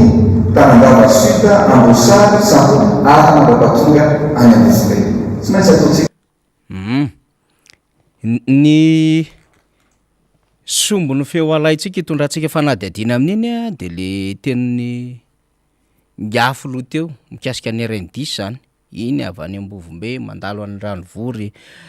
lavitavitra le lalana zany. Raha ohatra le ao le sary faly mikasika an'le RNDC dia alefaso eo zany. Dia matetika ozy izy rehefa misy fifanaraha-piara-miasa ohatran'izao dia telo taona vao atomboka zany dia mbola atao daholo ny procédure rehetrarehetra sy ny sisa. Fa itsika tonga dia hanomboka dia efa natao ny calendrier octobre sy novembre tany hoany natao ny fangatahana. Eno tsara natao ny fangatahana dia nampidirina atao anatin'le PEMA Sud le izy zany. Ty PEMA Sud ty taoriana le colloque dia natao amin'izay fangatahana taty amin'ny octobre sy novembre zany. Ka hoe vao nahazo validation dia niditra ny asa ny fitondram-panjakana. Dia eo amin'ny efa-bolana eo zany ny étude zany dia aorianan'izay alohan'ny farantaona dia andeha ny RNDC. Io izy io zany aty Andranovory, Betoky, Ejeda, Ampania, Beloha, Tsiombe, Ambovombe zany. Dia ity amin'izay raha ny ametrahantsika fanontaniana amin'ny fitondram-panjakana ty lafin-javatra anankiray ity. Ny amin'ny hoe ho vita anomboka mialohan'ny farantaona izy ity zany. ary rehefa andeha melohan'ny farantaona de rehefa mijeritsika satria lavitra le lalana RN10 raha mifahafantarako an'le RN10 miverina kely aloha mijery kely an'le noty ato RN10 400 km zay ny RN10 karaha 400 km le RN10 ahoana ny avitan'ny fitondram-panjakana am'ty vetivety de eto ny ametrahantsika fanontaniana le fitondram-panjakana mba hitondrao valiny ty adevitra sy ty document mivoaka ty zay miresaka ny amin'ny plan de décaissement zay avany amin'ny banque mondiale mba ahafahana mikaroka mangarahara zany ty tsika tenenina am'izay de misy an'le tableau kely iny faly azafady indrindra misy am'lay tableau mazava tsara zany ny amin'ny fomba ahazona n'le famatsim-bola zay avany amin'ny banque mondiale zany tato manko le fitondram-panjakana de tonga de hoe manomboka mialoha amin'ny faran'ny taona la RN10 100 kilometatra ary izy de niteny hoe atao tara le izy mbola andeha zany le étude itsika zao efa aty amin'ny mois de mai tsika zao efa mois de mai mihitsy satria efa lakamisy androany hiditra zoma sabotsy lahady de efa mois de mai de andeha le izy ao anatin'ny efa-bolana zany ny étude andeha ny appel d'offre raha mifanazavany le filompinena ao anatin'le calendrier zay de ametraka am'le fitaovana am'izay tsy mbola milaza akory ny ty fa efa décaissé le vola am'izay fotoana zay ho azo ampiasaina misy sary ihany azafady fa manomboka 2023 tompoko vao amoaka an'le lavolany eo anivon'ny banque mondiale ary misy fomba fitsinjarana an'le vola 2023 2024 2025 2026 2027 2028 io hitantsika amin'ny sary io de ato amin'ny 2023 zany satria 2022 io hitantsika io le izy $1 million tsisy ato amin'ny 2022 fa ato amin'ny 2026 2027 $70 millions 2028 $50 millions mpindaty valizy moa efa resahana eo mahita $400 millions rehefa avy eo de inona zany ty resahan'ny filoam-pireneny ty tsisy vola ho débloquena tsisy vola décaissena ny adevitra mbola mandeha ny étude andeha ny appel d'offre de mbola andikika an'izay ho avy ny solotena amin'ny banque mondiale akoatran'le hoe mbola andeha alo ratification iny tsy problème fa efa mandeha amin'ny fivoriana ara-potoana am'izao fotoana zao fa andeha am'izay zany reo fifampiresahana rehetrarehetra ny amin'ny entreprise ary misy entreprise efa somary ametrahany eo anivon'ny banque mondiale la liste noire ko lasy ohatra resahantsika sy zay rehetra no tondrano fanamariana mikasika any audit zay nataony sy nitondrany recommandation mikasika ny ravinala airport zany tikan'izay reny de eo tsy tafiditra ao anatin'ilay ahazo ny asa amin'ny banque mondiale donc tsy maintsy entreprise hafa ny adevitra eo ary matanjaka ity nefa 2023 ity resahanty tikan'izay zany inona le ho ataon'le fitondram-panjakana zay nge le hitondrantsika an'le hoe ny lafin-javatra ohatran'izao mazava nge eo ambony io mazava mihitsy le izy vao ady banque io World Bank banque mondiale de ambarana eo anatin'izay ny lela vola voaraitsika de ambarana anatin'izay ny fitsinjarana an'le izy de mendrika zany zay lafin-javatra hitondrana fanazavana ny amin'ny fanazavana hoetiny ny ao anivony ny fitondram-panjakana raha nilaza amin'ny filoam-pirenena fa hoe hanomboka amin'ny faran'ny taona ary ho rakofanatara de ity zany tokony hitondrana adevitra zay nge le nyresahantsika n'le zavatra anankiroa teo hoe ny filohan'ny repoblika amin'ny teny manao hoe de nyresaka tamin'ny Macky Sall de nyresaka ny David Malpassy de nentina le plan national de redressement mahakasika indrindra le poste cyclonique de mahazo volontsika fa ny ao ambadiky reny misy condition exigé fepetra takiny banque mondiale alohan'ny androtsahany vola raha misy an'le fond zay ho apetraka na ry fond national zany FNC contingence dia arahana auditana fond le izy mailoa ny mpamatsy vola de tia nangatatsika fanazavana ny fitondram-panjakana ny aminy hoe inona ny fanazavana ho etin'ny fitondram-panjakana am'ty rovina zany vao tena misy vola marina ahafahana manomboka ao anatin'le asa le asa ny teny atsikitsika resana fa ny procédure ny processus rehetrarehetra zay ao anatina adevitra ohatran'izao mandeha foana iny mandeha foana iny satria tsy maintsy misy ny fifanarahana mazava tsara ny amin'ny vola ampiasaina tahaka zao zay misy anjara ny mpamatsy vola iraisam-pirenena misy anjara ny firenena ka ity tsy ao anatin'le vola ny fer ty na vola ny FR fond routier vola endraminy ty ny vola ny fer na vola ny fond routier de vola efa mirotsaka ho azy ao anatin'ny kitapom-bolam-panjakana fa mandeha makany an'le fikojakojana ny lalana zay nahazo tsika vola raha teo koa zany ka le vola le mpamatsy vola malahelo an'le Madagasikara fa mametraka fahamailona be de be ka raha tsy arahana tsakany sy andavany ny fihetsika ataon'ny mpamatsy vola ary arahana tsakany sy andavany ny fomba fihetsika ataon'le fitondram-panjakana tsy ho hitantsika mihitsiny ny zava-marina ao ambadika zao raha izao ka tsy mila mandrimandritsika fa santionany zao resahantsika izao santionany zao resahantsika izao nitondrantsika le hoe iny zany ny luy vola zay nomanina ary avy any amin'ny banque mondiale hiatrehana ny loza voajanahary mazava be mihitsy nge taorinina an'le fionana ary zay tsy ahafahan'le mpitondra miala mihitsy le condition exigé ny banque mondiale le audit fa zany ve de tsy menatra am'zany le fitondram-panjakana matony ny olona mametraka an'izany ny mpamatsy vola iraisam-pirenena de nidika an'izay de zao efa nisy trangan-javatra miverimberina tsy tia niverenana tsony satria mifantatra fa be loatra le fikepom-bola de izy ny fitondram-panjakana tena miady amin'ny kolokolo zay fa fantany ianao finge fa mampime firifiry zay volana hodiny zay no meny famatsim-bola iraisam-pirenena ka io tsy maintsy resahanao anatin'ny conseil des ministres ho avoaka io hitany rehetra ho avoaka ho hitan'ny mpamatsy vola iraisam-pirenena koa le preuve de bonne foi hoe tena teanao zavatra mariny retolo reto de soratanao le izy ary zay raha teo koa ny fomba fahafahana manetsika ny fandraisana fanapahan-kevitra ny hitondrana ny adevitra eo anivon'ny conseil des ministres verina am'izay tsika farany iresaka tsika amin'ty vidéo ty roa zay ny resahantsika ny ray resaka BNZRC sy ny loza voajanahary ny faharoa de mahakasika indrindra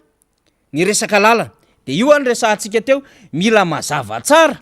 iny adevitra momba ny lalana iny mila mazava tsara mihitsiny iny adevitra momba ny lalana iny fa ty faharoa ty fahatelo ty de tia nalefantsika farana mahakasika ny karama dahoary ankehitriny dia fantatsika ihany koa ny fiatrehan'ny crise na ny ao i Madagasikara fiatrekany indrindrindra ny vidim-piainana sy ny vidin'ireo entana ilaina amin'ny fiainana andavanandro eto zany dia misarika amin'izay fa tsy azo idivirana ary mila miomana amin'izay mety ho fiakaran'ny vidin-solika isika sy tsika eto Madagasikara ihany miatrika an'io fa isika firenena rehetra mihitsy maneran-tany no zany dia mila mifampitsinjo isika malagasy ary miantso rehetra tsy mba isin'ny fanakarotana manoloana zany toejavaka zany mba tsy anampitritraka amin'izao vanim-potoana sarotra ianantsika izao ary tsikena ny fanangarotana. Ny artiky fitondram-panjakana nefa dia tsy maintsy miany vahoaka, tsy maintsy mijery ny tombontsoan'ny vahoaka, ka mba ahafahana miatrika ny fiakaran'ny vidim-piainana dia mampiantso ny vondrony sehatra tsy miankina, ny jerena sy ny andraisana ny fanapahan-kevitra, ampiakarana ny karama eo amin'ny sehatra tsy miankina, fa indrindra ny mpiasa-panjakana ny tenana.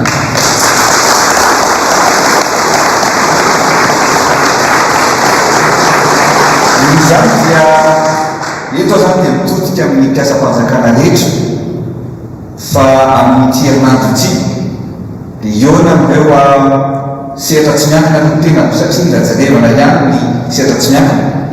fa ny mpiasa-panjakana kosa dia isy ny fampiakarana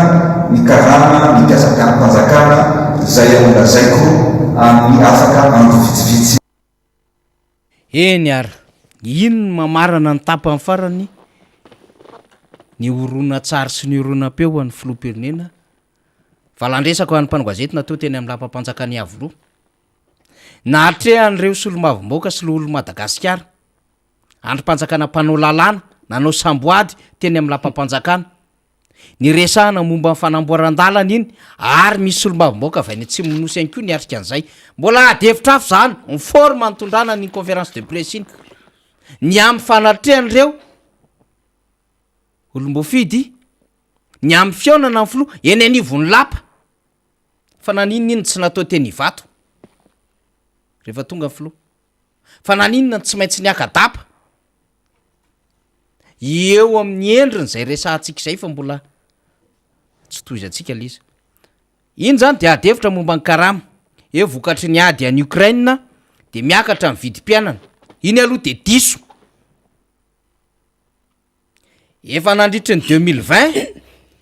2021 de matoky filoha de efa niteny hoe mihinantsifina ny vahoaka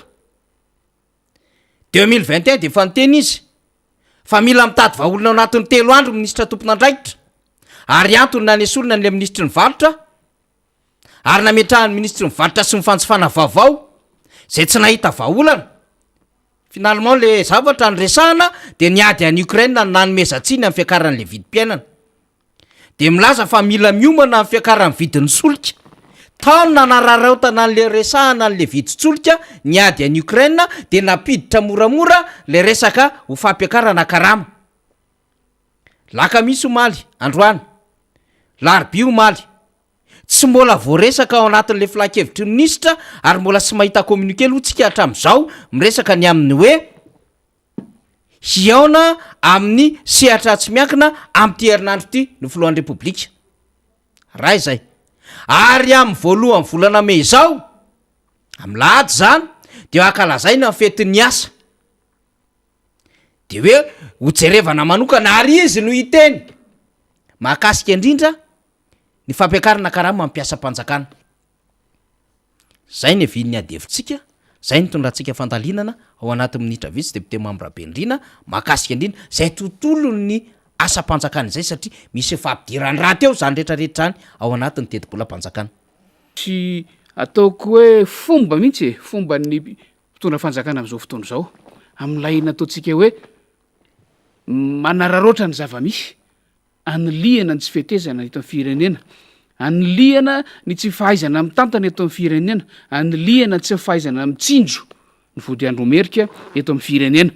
de tsy tahotra tsy henatra mihitsy manilika makany amin'ny raharahany Ukraine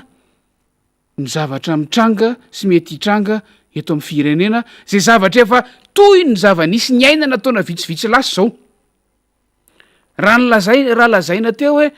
noho ny zava-misy any Ukraine de mila miomantsika amin'ny fiakaran'ny solika zany hoe dikan'izay efa manamboatra ny sain'ny malagasy fa na de efa noferana aza ny vidin'ny PPN na de efa ny efa nanao tsy fanao aza ny ministera misahana an'izany PPN zany efa nasitsika resaka teto zany izay zary lasa manao inona moa le filazantsika spéculation any amin'ny tsenany zavatra ilain'ny vahoaka andavanandro de zao lay fanjakana fohy be mihitsy no manohy an'izay fomba fiasa manao spéculation am'lenta ambonimbony kokoa zay raha ny fiakaran'ny vidim-piainana ngy araka ny lazay ny fanira zafy manantany teo efa nentsika teto zany efa nyresaka an'izany teto a manaraka ny korba nanompoka tamin'ny taona 2024 tsika betsaka ny nanao fanadiadiana betsaka ny nanao tombanezaka fa tsy nisy mihitsy korba niakatra moa zany ny filaza azy ao anaty sary tamin'ny sehatra asa maro teto anivon'ny firenena fa saika nitsotsorika nidina foana de rehefa nahita an'izay ny fitondram-panjakana de namoaka ny teo anivon'iny staty hoe mbola tsy gravy io fa mbola tsy tarehimarika roa zay nge misy zay ry faniry mbola tsy a deux chiffres tsy a deux chiffres le inflation tam'izany fotoana zany Zay de sisa nylazitsika hoe nanandamina-tsaina. nentina nandamina-tsaina de nylazitsika tam'izany fotoana zany hoe rehefa tsy tafavoaka ny fanjakana ve na mampakatra an'ilay arikarena fahobe eto Madagasikara amin'ny alalan'ny fampitomboana ny fahefamividin'ny vahoaka rehefa tsy voafe ny fiakaran'ny vidim-piainana de sarotsaromana amina fomba firesaka ohatr'zany sisa zany io mitranga androany io ndray zao iny sarina lefatsika iny rehefa tsy voafe nanomboka tamin'ny 2024 ilay fitotonganan'ny farim-piainan'ny vahoaka rehefa tsy voafe tao anatin'izay telo taona faran'izay ilay fampakarana ny fahefamividin'ny vahoaka zay hany vahaolana tokony tadiavina nentina ny adina tamin'ny fiakaran'ny vidim-piainana zay efa niaraha manaiky fa tsy azo iodovirana de ailika any amin'ny raharahany Ukraine zay vao herinandro maromaro fotsiny zay no nitranga ny zavatra mety hitranga naninona tamin'ny fotoana nidinan'ny viditsolika eran'izao tontolo zao tsy nampiomanina ny vahoaka tsy nampiarina izany fidinan'ny viditsolika zany latsaka ambany be ambany noho ny atsasaky ny am'izao fotoana zao nge ny viditsolika nandritry ny volana maro dia maro tany amin'ny taona 2024 sy apahany tamin'ny 2024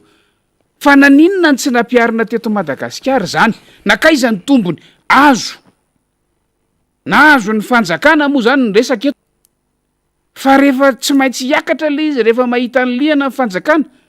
de mailaka ampiomana ny sain'ny vahoaka mailaka hanao an'le spéculation de resaka fampakarana karama zay tsy nisy nandritry ny taona maro teto Madagasikara no entina andambolambona ny vahoaka miandritsika hoe firisan-jato zany tsy ratsy zany efa tafiditra amin'le fampakarana kely sombony kely an'ilay fahefamividy zany ho an'ny pikarama isam-bolana ary napisy adihevitra teto foana teto amin'ny firenena io resaka tsy miankina sy mipiasa mpanjakana io satria ilay hoy a teto tamin'ny tapabolana izy iny sa tamin'ny rotokom-bolana hoe aiza ilay andraikitry ny ministera mpiany fampiroboroboana ny indostria ny tao zava-bavety maninona ny takona n'iny andraikitra anankiray iny fa ilay aty amin'ny resaka varotra sy fanjifana foana no asiana resaka fa maninona ny tsy ampiroboroboana ilay fananana asa maninona ny tsy ampiroboroboina ilay fandraharahana eto Madagasikara mba ahafahana mapakatra an'ilay fahefamividin'ny vahoaka malagasy fa de zao a rehefa tsy tafavoaka iny dia aty amin'ny sehatry ny mpandraika rama isam-bolana no entina andambolambona ny rehetra de na izy ihany ara izy manao an'ilay fanambarana de efa tsapatsika tsara teo amin'ilay fanehoany azy teo fa hanana olana eo amin'ny fifampiresahana eo amin'ireo tsy miankana engany eka tsy isy zany fa samy mahalalitsika hoe aiza atraiza ny zava-misy iaina ny firenena eo amin'ny sehatry ny fiarina tsy miankina amin'izao fotoana zao de miandritsika afaka andro vitso ny filoham-pirenena teo a hanao fanambarana izy mikasika zay fampakarana ny karama mampiasa mpanjakana zay fa samy matadiditsika fa raha tamin'ity mandaty aloha ngamba fanira raha tsy diso indray mandeha nisy fampakarana karama zany a na dia fanomeza toky fony tamin'ny nanao fampelezan-kevitra raha lay hoe smig karama farany ambany oferana farany ambany 2 hetsy ariary fa samy mahalalitsika amin'izao fotoana zao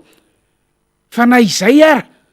tsy vita ny napiatra n'izay fampanantenana ho an'ny vahoaka izay de hitantsika tamin'ilay fomba firesaka teo fefa misy fanahina ny eo amin'ny fifampiresahana am'ireo sehatra tsy miankina satria samy mahalala tsika aiza sy aiza ny zava-misy eo amin'ny fiatrehan'ireo sehatra tsy miankinareo ny survie izay misy ao amin'ny fanodinana an'ireo sehatra tsy miankinareo de miandry tsika ho rapelena vele taona vitsivitsy farany tsy nisy fampiakarana any karama enganyeka ho zay sa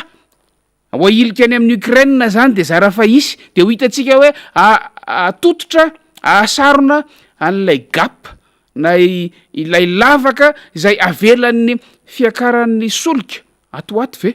fa maninona rehefa tsy nampidinina ho any solika tamin'ny fotoana nahafahana napidina azy maninona raha tazonina amin'io ihany koa rehefa miakatra ny am'tseny iraisam-pirenena matanjaka ange Madagasikara matona vita nanao an'izany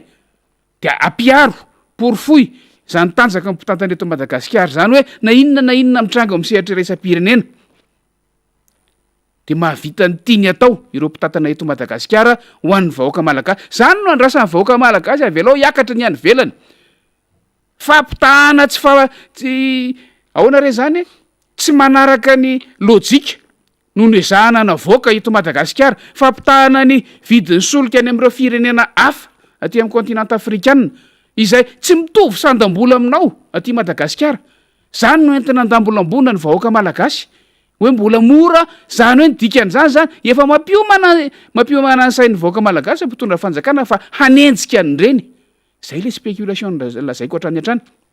zay ataony ny fitondram-panjakana am'izao fotoana zao fa tsy avoaka mihitsy tsy mino mihitsy hoe tsy misy ekonomista ao tsy misy pahy toe-karena ao tsy misy pahy varotra iraisam-pirenena ao ka tsy halala hoe misy lanjany ngeza de ngeza ary fiatraikany tena goavana eo amin'ny fahasamihafan'ny vidin'ny solika ivarotana ny solika amin'ny mpanjifa io ny sandam-bola n'ilay firenena anankiray toy ny sandan'ny ariary eto amintsika amin'izao fotoana izao de hoy isika hoe faniry teo hoe naninona tsy natao tany amin'ny aéroport reny conférence de presse valandresaka ho an'ny mpanao gazety sy ho an'ny ministra sasatsasany sy ho an'ny parlementaire sasatsasany reny fa naninona natao teny de mbola hoy mamaly hoe angamba mbola niomana nitady hoe ahoana ny fomba ilazana azy fa efa tsy ho voafetsony ty na hoe mila ampiakarany ty zavatra ty de zay ny zava-misy miandritsika efaniry fa raha ny lafiny ara-tsosialy sy ara-toe-karena nandrasantsika tao anatin'izay taona vitsivitsy ny ananaovantsika antso teto zay hoe tokony hojeren'ny fitondram-panjakana de vao maika ny fisontonana miakatra ny vidim-piainana amin'ny alalan'ny famerana ny vidinentana farany ambony zay manana endrika spéculation sy amin'ny fanambarana de melo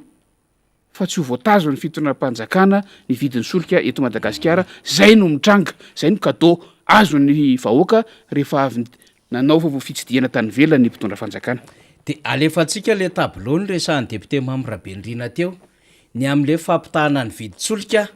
amin'ny firenena ty Afrika zany ity manko de hitantsika tamin'ny herina manamboatra saina ndray ry fetsy io izy io manamboatra saina ndray ry fetsy Zimbabwe, Seychelles, Malawi, RSA ty South Africa ty, Afrique du Sud, Ouganda, Maurice, Burundi, Sénégal, Lesotho, Rwanda, Madagascar. Zay no anatin'le tableau navoakany zareo. De io le izy io. De io zany misy atsika nitiny zareo aseho am'le izy de hoe ny atsika zany no ambany indrindra. Ny safidy am'ireo firenena reo aloha zany tsy fantatsika hoe fa manino reo. Fa maro any ny firenena ty Afrika. Reo ihany ny firenena afrikana. De itsy ny atsika tsy maintsy itsy. Ray dolara mahery 3. De 4100 ny vidiny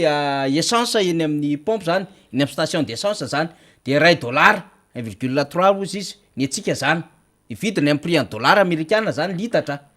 De ho an'ny gasoil iry amin'ny sisiny kely le ry ny atsika latsaky ny ray dolara 0,85 izy io litatra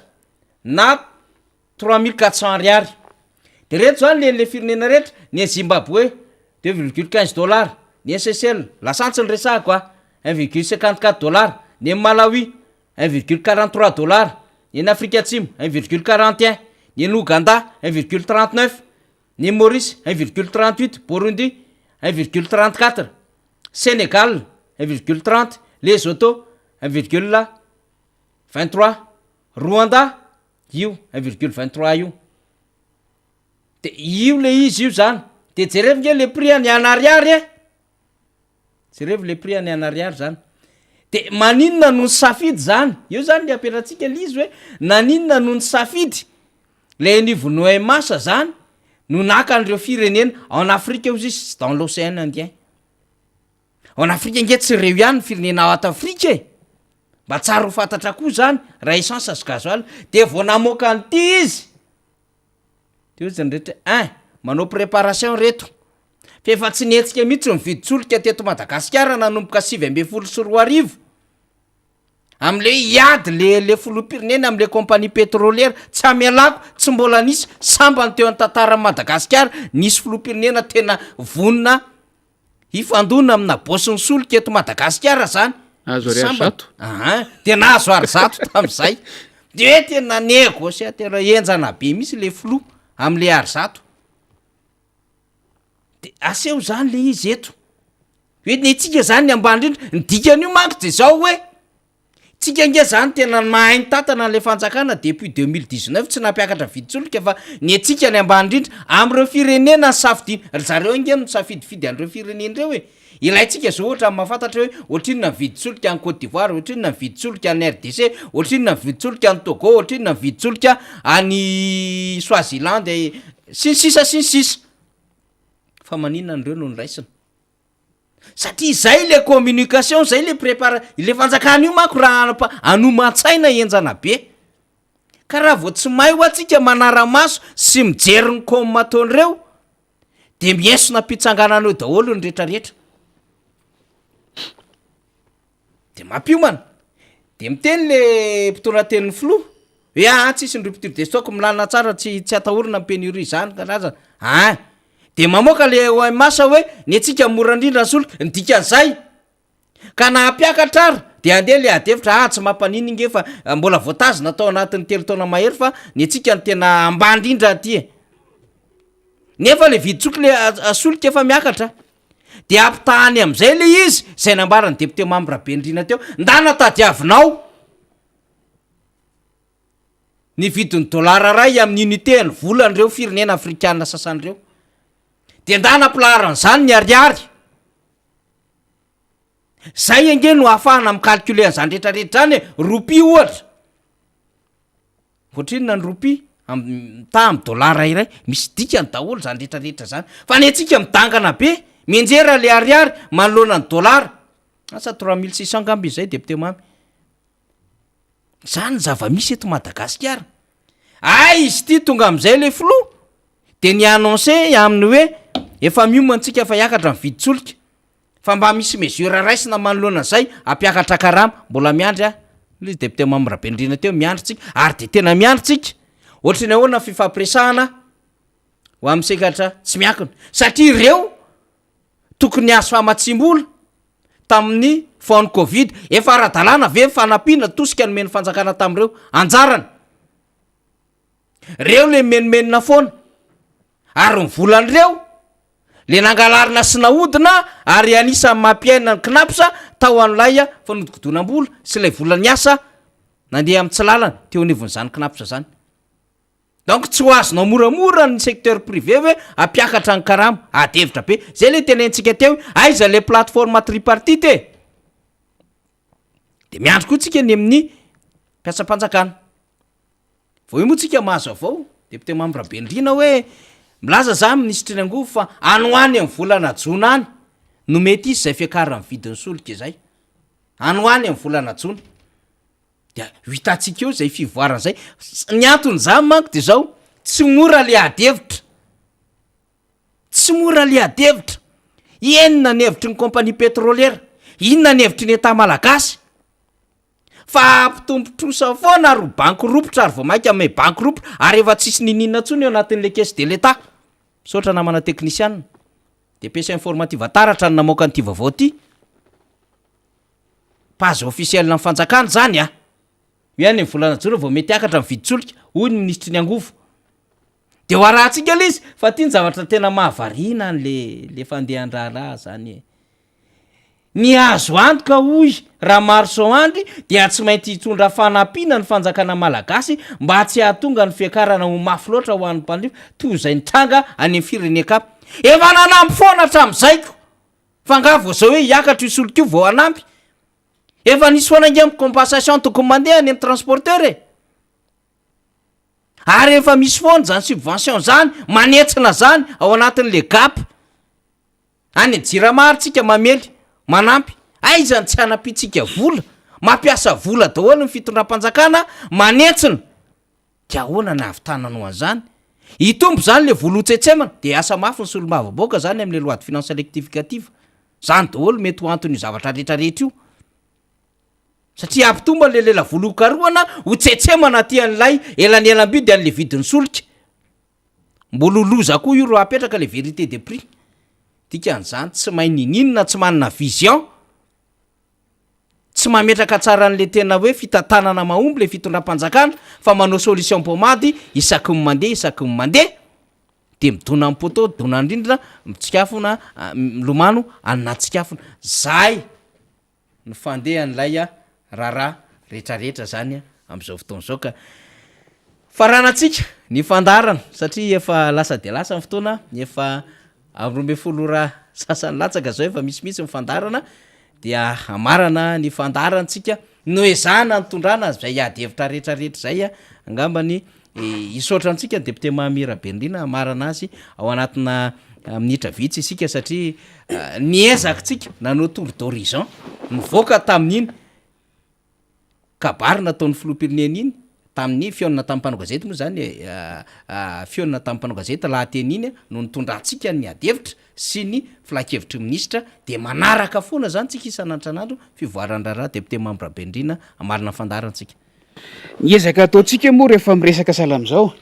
hoy faniry teo hoe niezaka tsika nandalina sy namakafaka nyny kabary nataon'ny filoham-pirenena iny niezaka ataontsika dia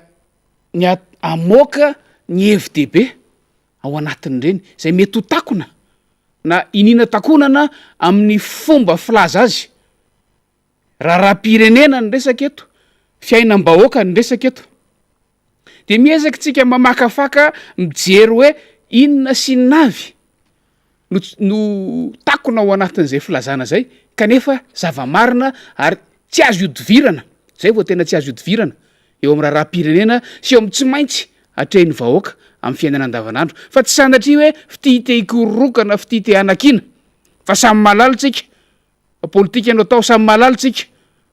fa gabarina ny resaka eto kanefa hoy ateo hoe ny fiainan'ny vahoaka no tena fototr'ireny resaka ireny samy manany fomba fandraisany azy koa samy manany fahafahany manakatra fa misy foana ilay non-dit ao anatin'ireny resaka ireny de anjaratsika no mifampizara hoe inona le non-dit hitanay de zarainay aminareo inona no hitanareo fa tsy hitanay de alefanareo aty aminay de aparitaka mba samy ilay tena fototry ny resaka mifantatsika no hitatsika fa tsy ilay ahoana moa zany ilay ankositra izay avoaka sy hita maso ary eniny sofina amin'ilay kabary ofisialy izay ataon'ny mpitondra fanjakana averiko tsy sanatry fitihite anakina na hitsikera fa mila tonga any ampototsofon'ny malagasy tsirairay avy